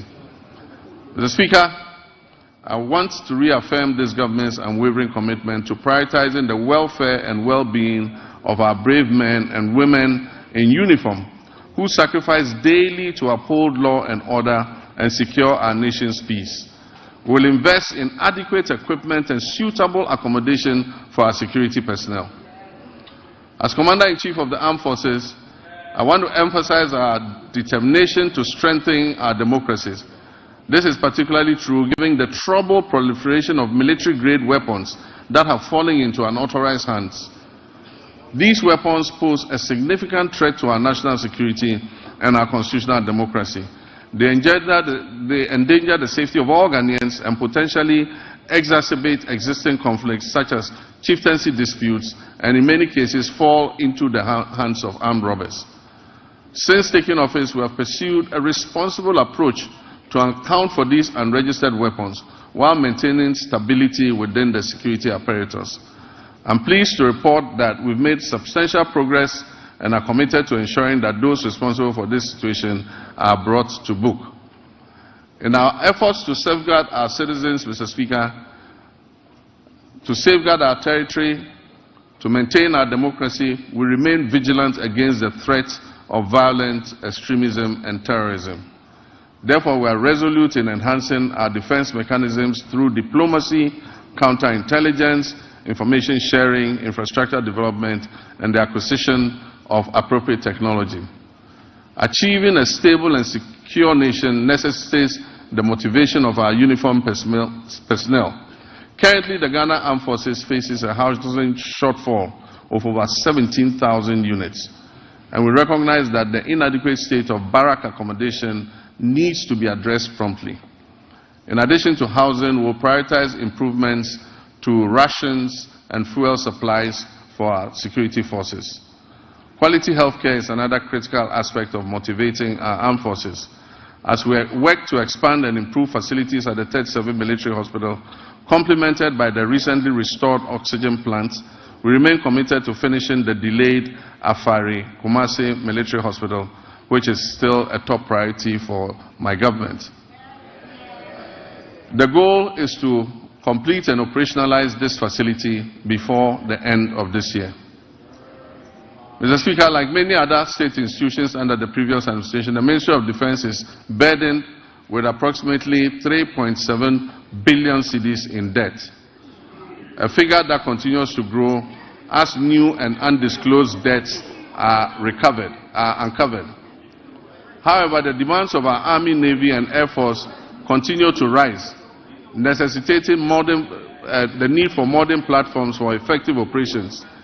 Despite these financial challenges, I am confident that the Ghana Armed Forces possesses the human resources necessary to revitalize the defense industry's holding corporation, which can support the government's efforts in this regard.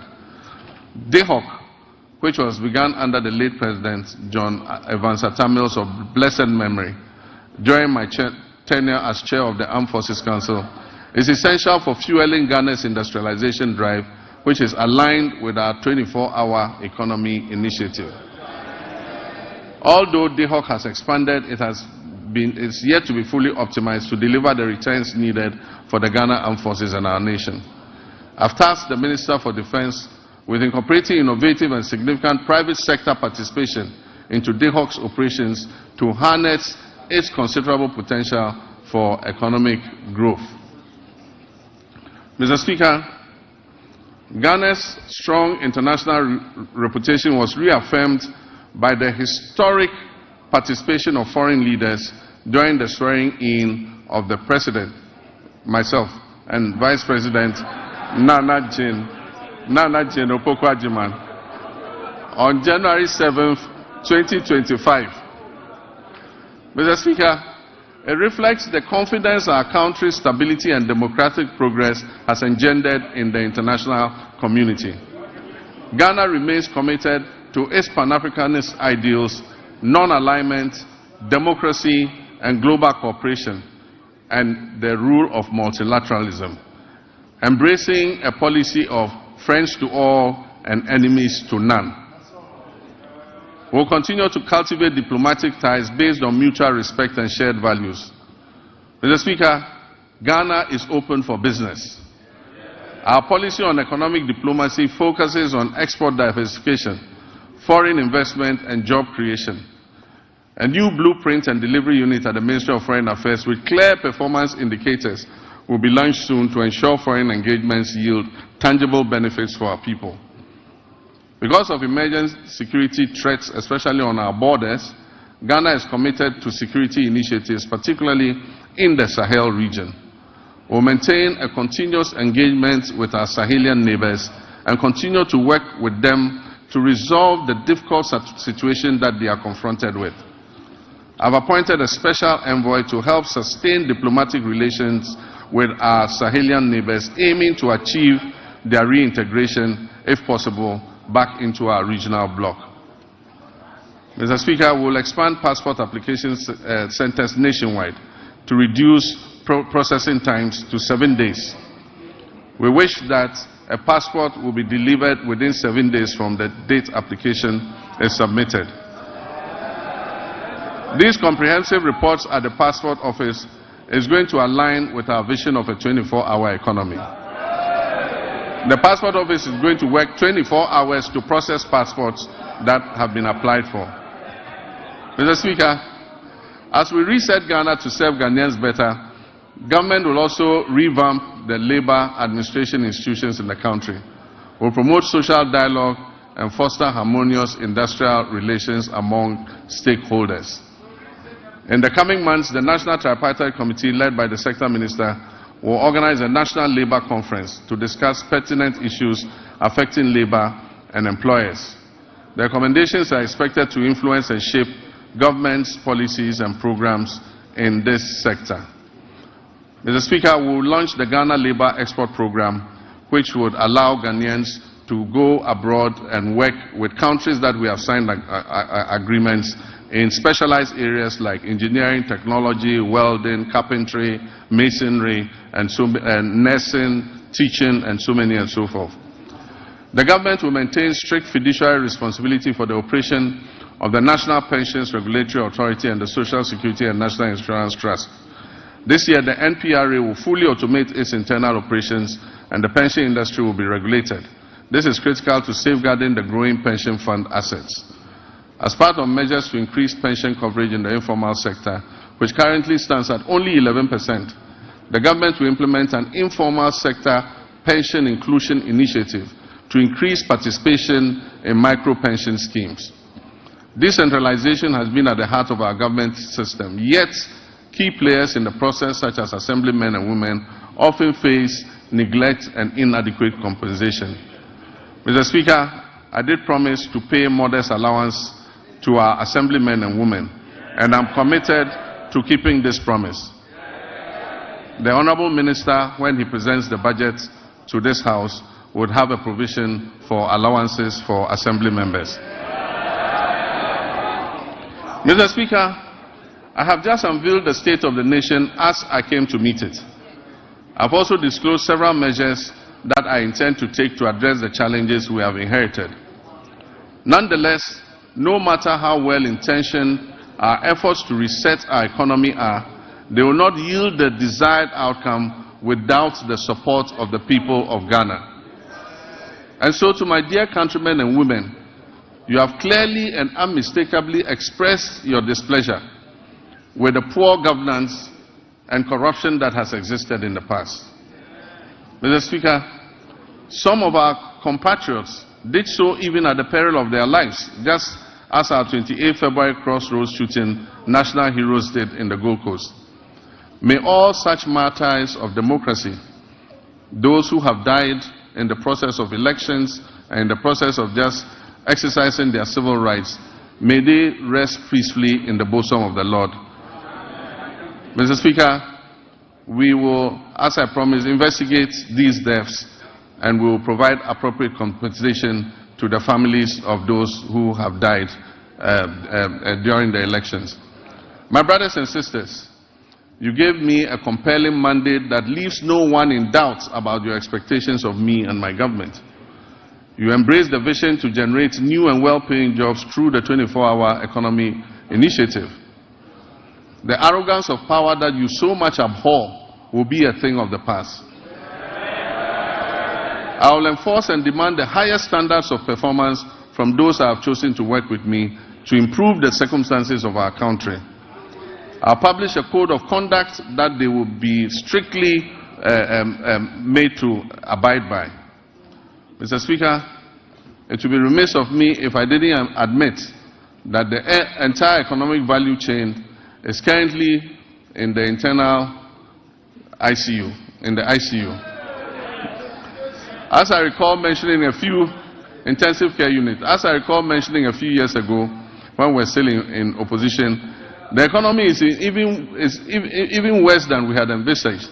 But this gives us ample opportunity to be innovative in our efforts to resuscitate it. And so what are the key takeaways from me for the people of Ghana? 1, that we shall fight corruption effectively. 2, that we shall run a lean government of no more than 60 ministers. 3, that we shall realign the ministries, agencies and departments to eliminate duplication.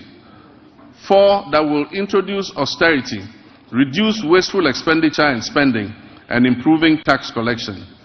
5, that we shall widen Ghana's tax nets, reform tax waivers, especially on investments, and return to our homegrown solutions. 6, that we will grow what we eat and reduce imports of food and goods that can easily be produced here in Ghana. Your voice and contributions will prove invaluable on this journey of national reset, and I encourage you to make your voices heard. I commit to the judicious use of your resources, eschewing waste and ostentation. We will always endeavor to make the most of the little we have, so that together we can guarantee a brighter future for our children and our children's children. Though the state of our nation now may appear bleak and the task of addressing it may seem daunting, nothing should stop us from achieving our goals once we set our minds to it. In one collective push, we can resolve to make this great nation bequeathed to us by our forebears and see it come to fruition. Mr. Speaker, Ghana's economic challenges are not insurmountable. They present the government and everyone else the opportunity to innovate, to reflect, review, and reset, which is the theme for the commemoration of our scaled-down 68th independence anniversary. Mr. Speaker, it is said that there is strength in unity. Ghana's greatest strength lies in its people, its young and energetic youth. If we stand united, we can be more resilient and build together the power of collective action to overcome economic and social challenges. Every Ghanaian, regardless of political affiliation, background, or status, has a responsibility to play a key role in nation building and work towards a complete reset of our country. Mr. Speaker, let me assure you that we are leaving no one behind as we reset to rebuild the Ghana we want.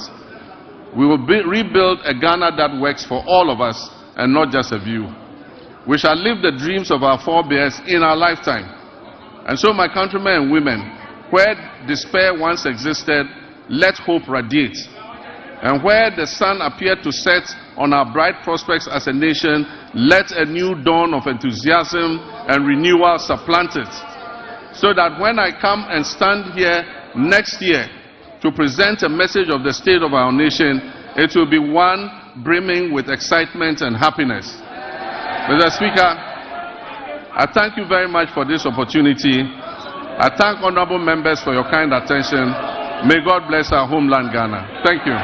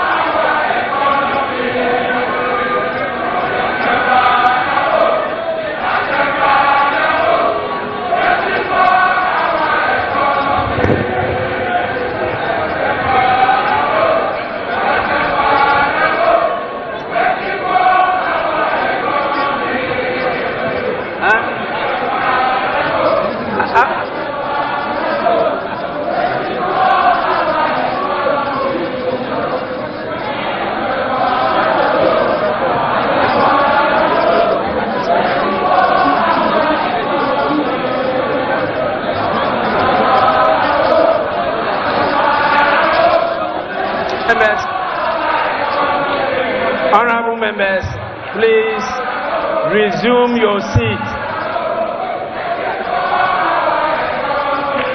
Honorable members,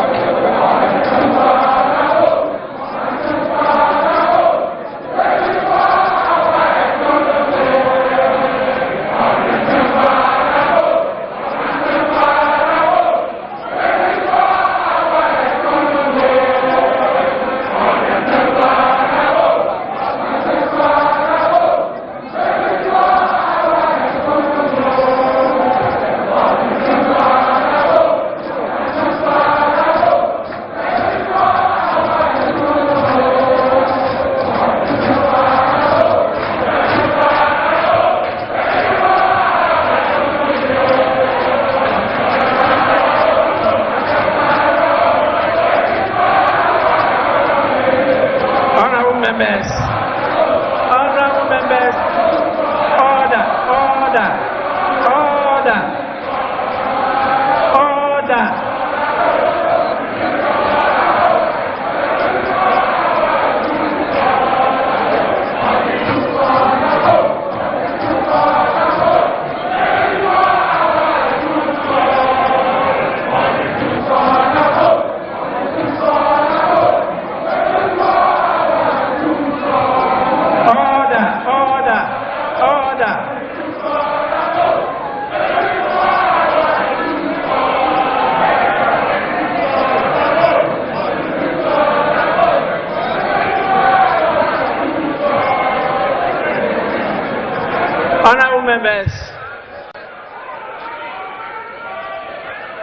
Honorable members, please, honorable members, let me assure you, I have the full support of parents to discipline the students.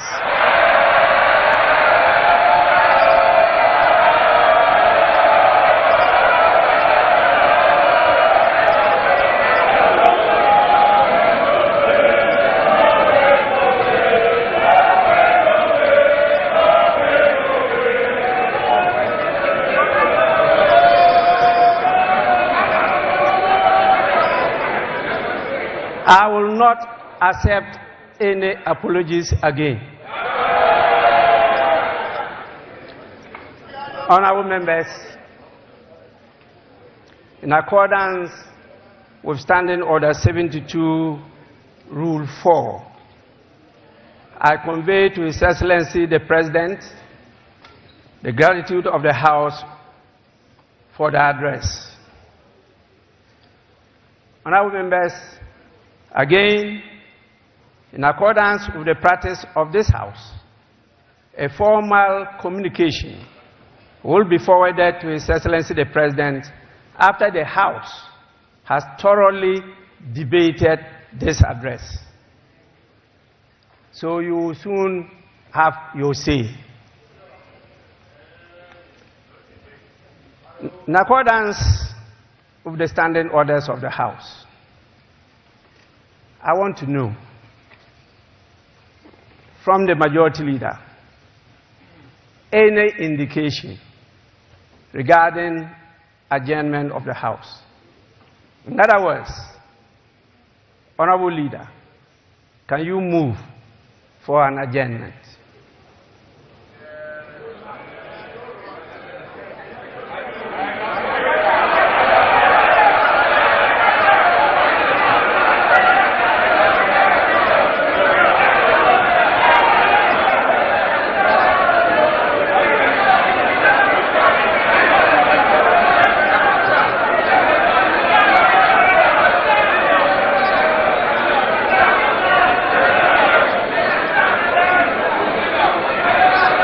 Honorable Majority Leader.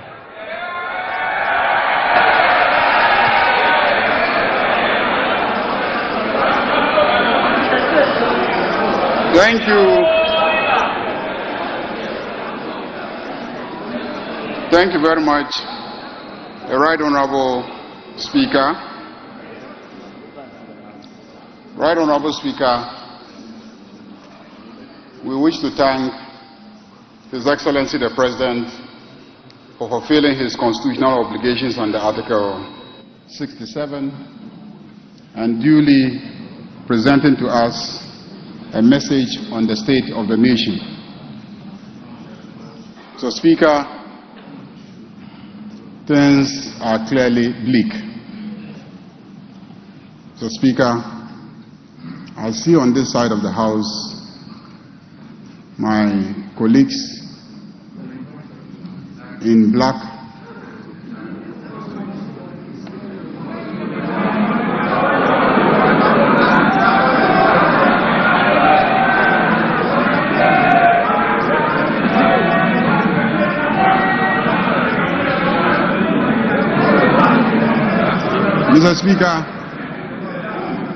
Mr. Speaker, it is obvious that they left this economy in a miserable state. And the attire that they adorn today says it all. But this side is in white because His Excellency the President, we knew very well, was bringing to us a message of hope. Mr. Speaker, our elders have cautioned that you don't leave your crown in the hands of a hyena as a caretaker when you are traveling. Don't be surprised when you come back and the carcasses of all your livestock are gone. Mr. Speaker, what has happened to our economy and our country and the presentation that has been made says it all. It is sad, it is unfortunate. But His Excellency the President has brought us hope. Hope for the youth of this country. Hope for the women. Hope for the Okada drivers. Hope for the private sector. Hope for students. And hope for ordinary Ghanaians who did everything to bring him to office with such an overwhelming number. Mr. Speaker, we have no doubt that everything outlined here gives hope. And this House will support His Excellency to deliver on his commitment. But more importantly, this House will support His Excellency to deliver on the promise of accountability. Those who so damage our economy must be accountable. And we will support him to deliver on the commitment to accountability. Mr. Speaker, on that note, I move that this House be adjourned to tomorrow 10 o'clock in the forenoon. Thank you very much, Mr. Speaker. Minority Leader.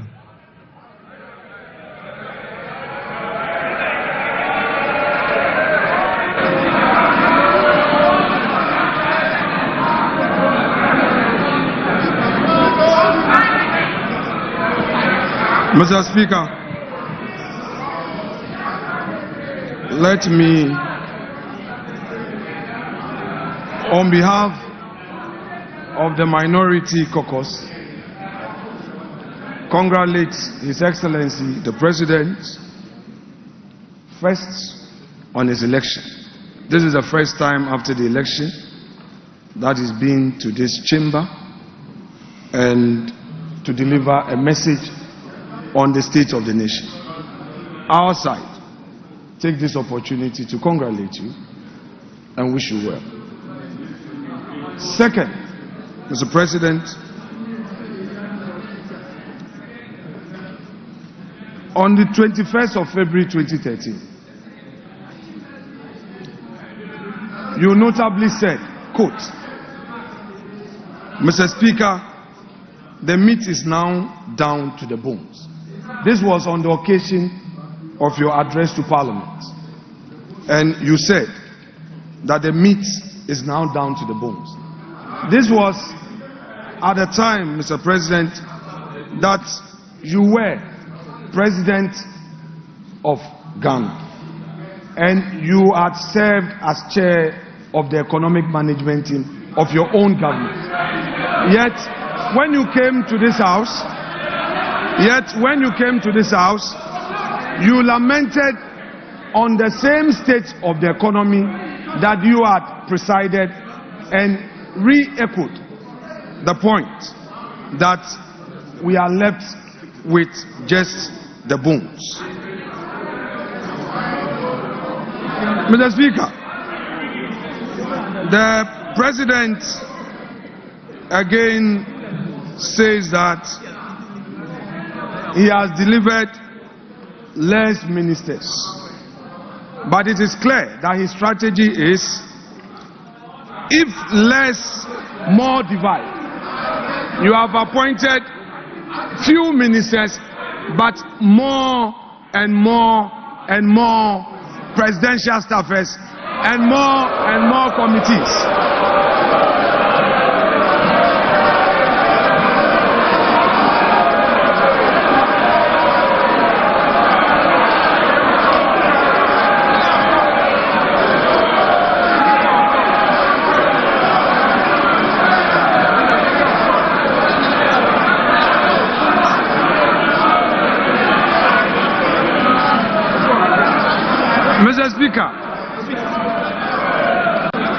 Mr. Speaker, the President again. Honorable members, please. The President again came to this House with a familiar story. The usual lamentations. He packaged it in a language as though we have a new beginning. Mr. Speaker, if the President has any concerns, his duty is to fix it.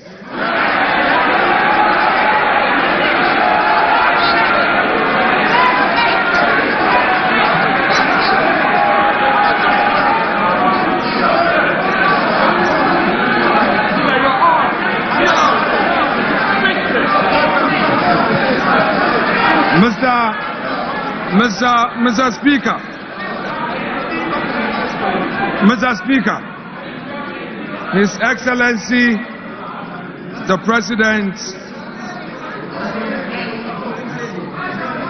has announced to us a cabinet of 19 with only 2 women. The daughter of the founder of this NDC, Zaneto Rollins, is missing. Haja Ladi is missing. Helen Intosu is missing. Where are the women in this government? The Vice President. Honorable members, please, order.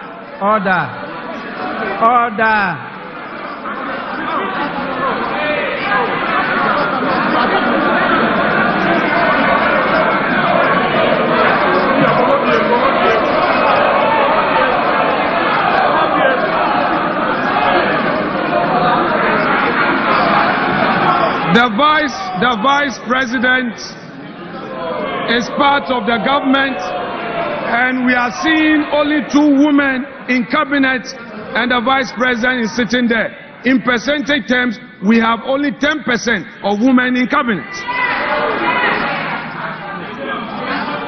Mr. Speaker, the President again, as part of his lamentations, is telling the nation that through some arrangements, they have been able to do 2 things.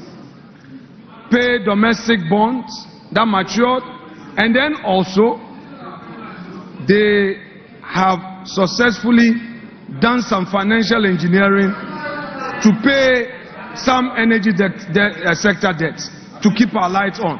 My question is, Mr. Speaker, has the President any budgets? This is the budget he inherited, the revenues he inherited that he has used for this purpose. The same government is condemning. Mr. Speaker, he has today told us that we have 2.2 million Ghanaians unemployed.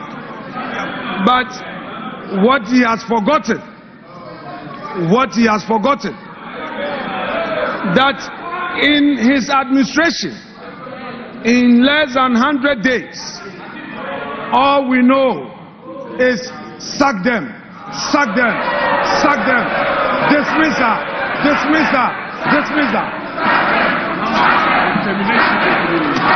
Mr. Speaker,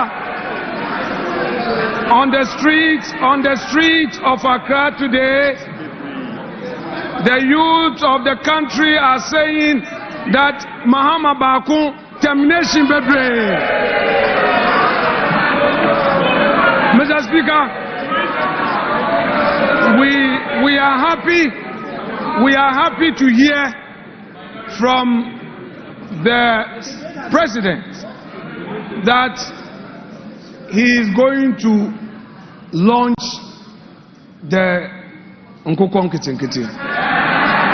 We are happy to hear this, but we are curious because only yesterday we heard of a confirm. Mr. Speaker, the president talked about the school feeding program, and in his submission on the school feeding program and the status of it, he said that they are now feeding the children well. What he didn't say was that at the time he assumed office, the previous government had paid every single one of the caterers. What he failed to tell Ghanaians was that President John Kufuor, who is seated in this chamber, was the one who initiated the school feeding program. He did not acknowledge it.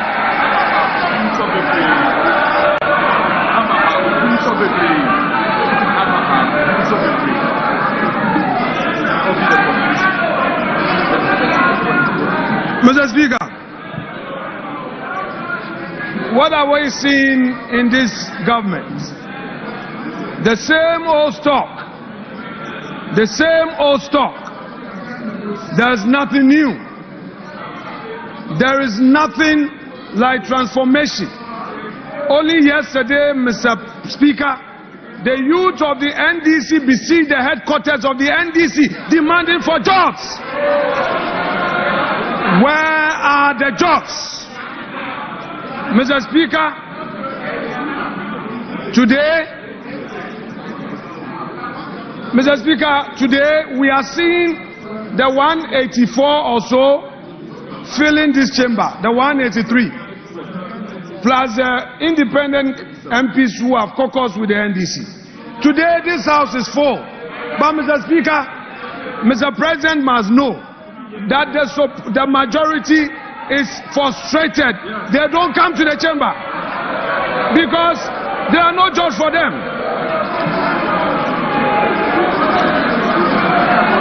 Mr. Speaker,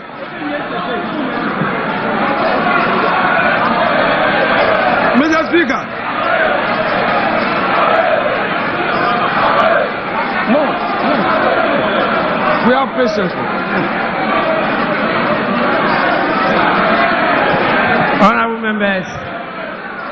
Honorable members, please.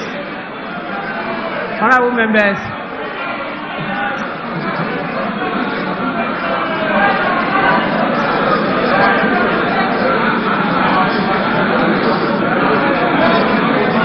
Honorable Minority Leader, you have 1 more minute.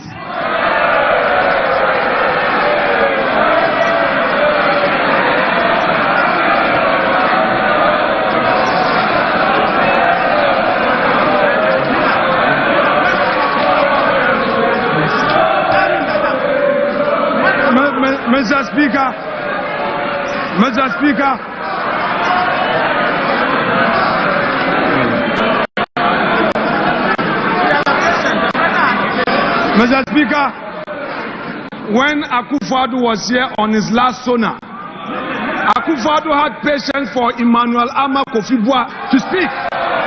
Mr. Speaker, there must be patience for the minority side. I cannot be limited, Mr. Speaker. Let me finish.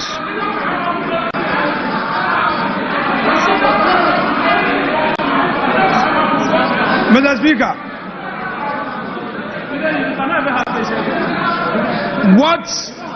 what we have heard today fails to acknowledge the strides made in the last 8 years. Mr. Speaker, the President failed to acknowledge that he came to meet a peaceful and a stable country.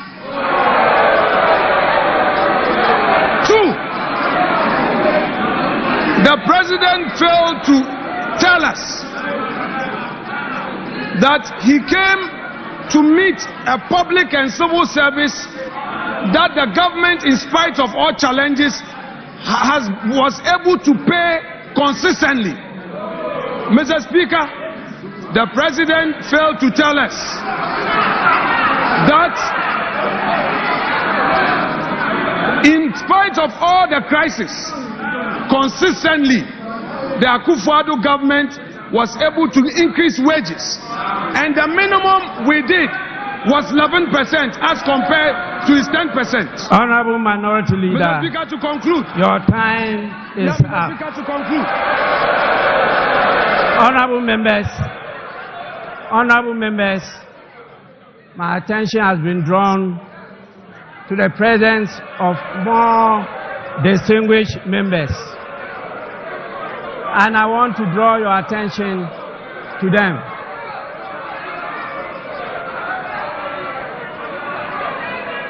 Honorable members, we have with us in the chamber Honorable Bernard Mona, the PNC presidential candidate for 2024.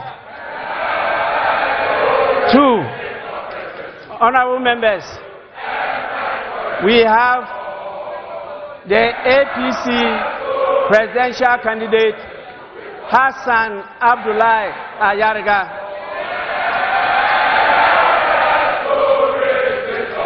Honorable members, we also have the national chairman of the PNC, Mr. Asaki Samson Awingobit, and we have the PNC vice presidential candidate in the person of Joycelyn Akofa Doche.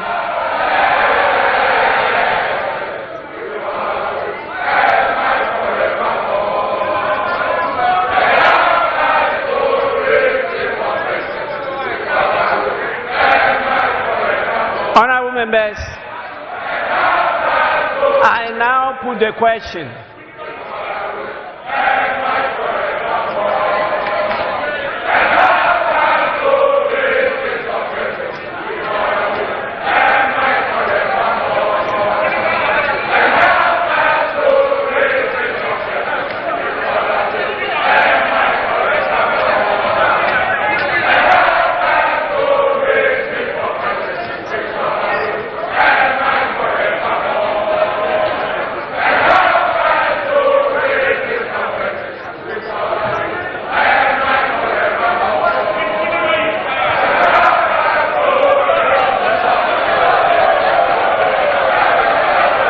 Honorable members, the motion has been moved and seconded. As many as are in favor of adjournment, say aye. As many as against, say no. I think the ayes have it. Honorable members, the ayes have it. The motion is adopted. The House is accordingly adjourned till Friday, 28 February 2025 at 10 o'clock in the forenoon. The House is adjourned.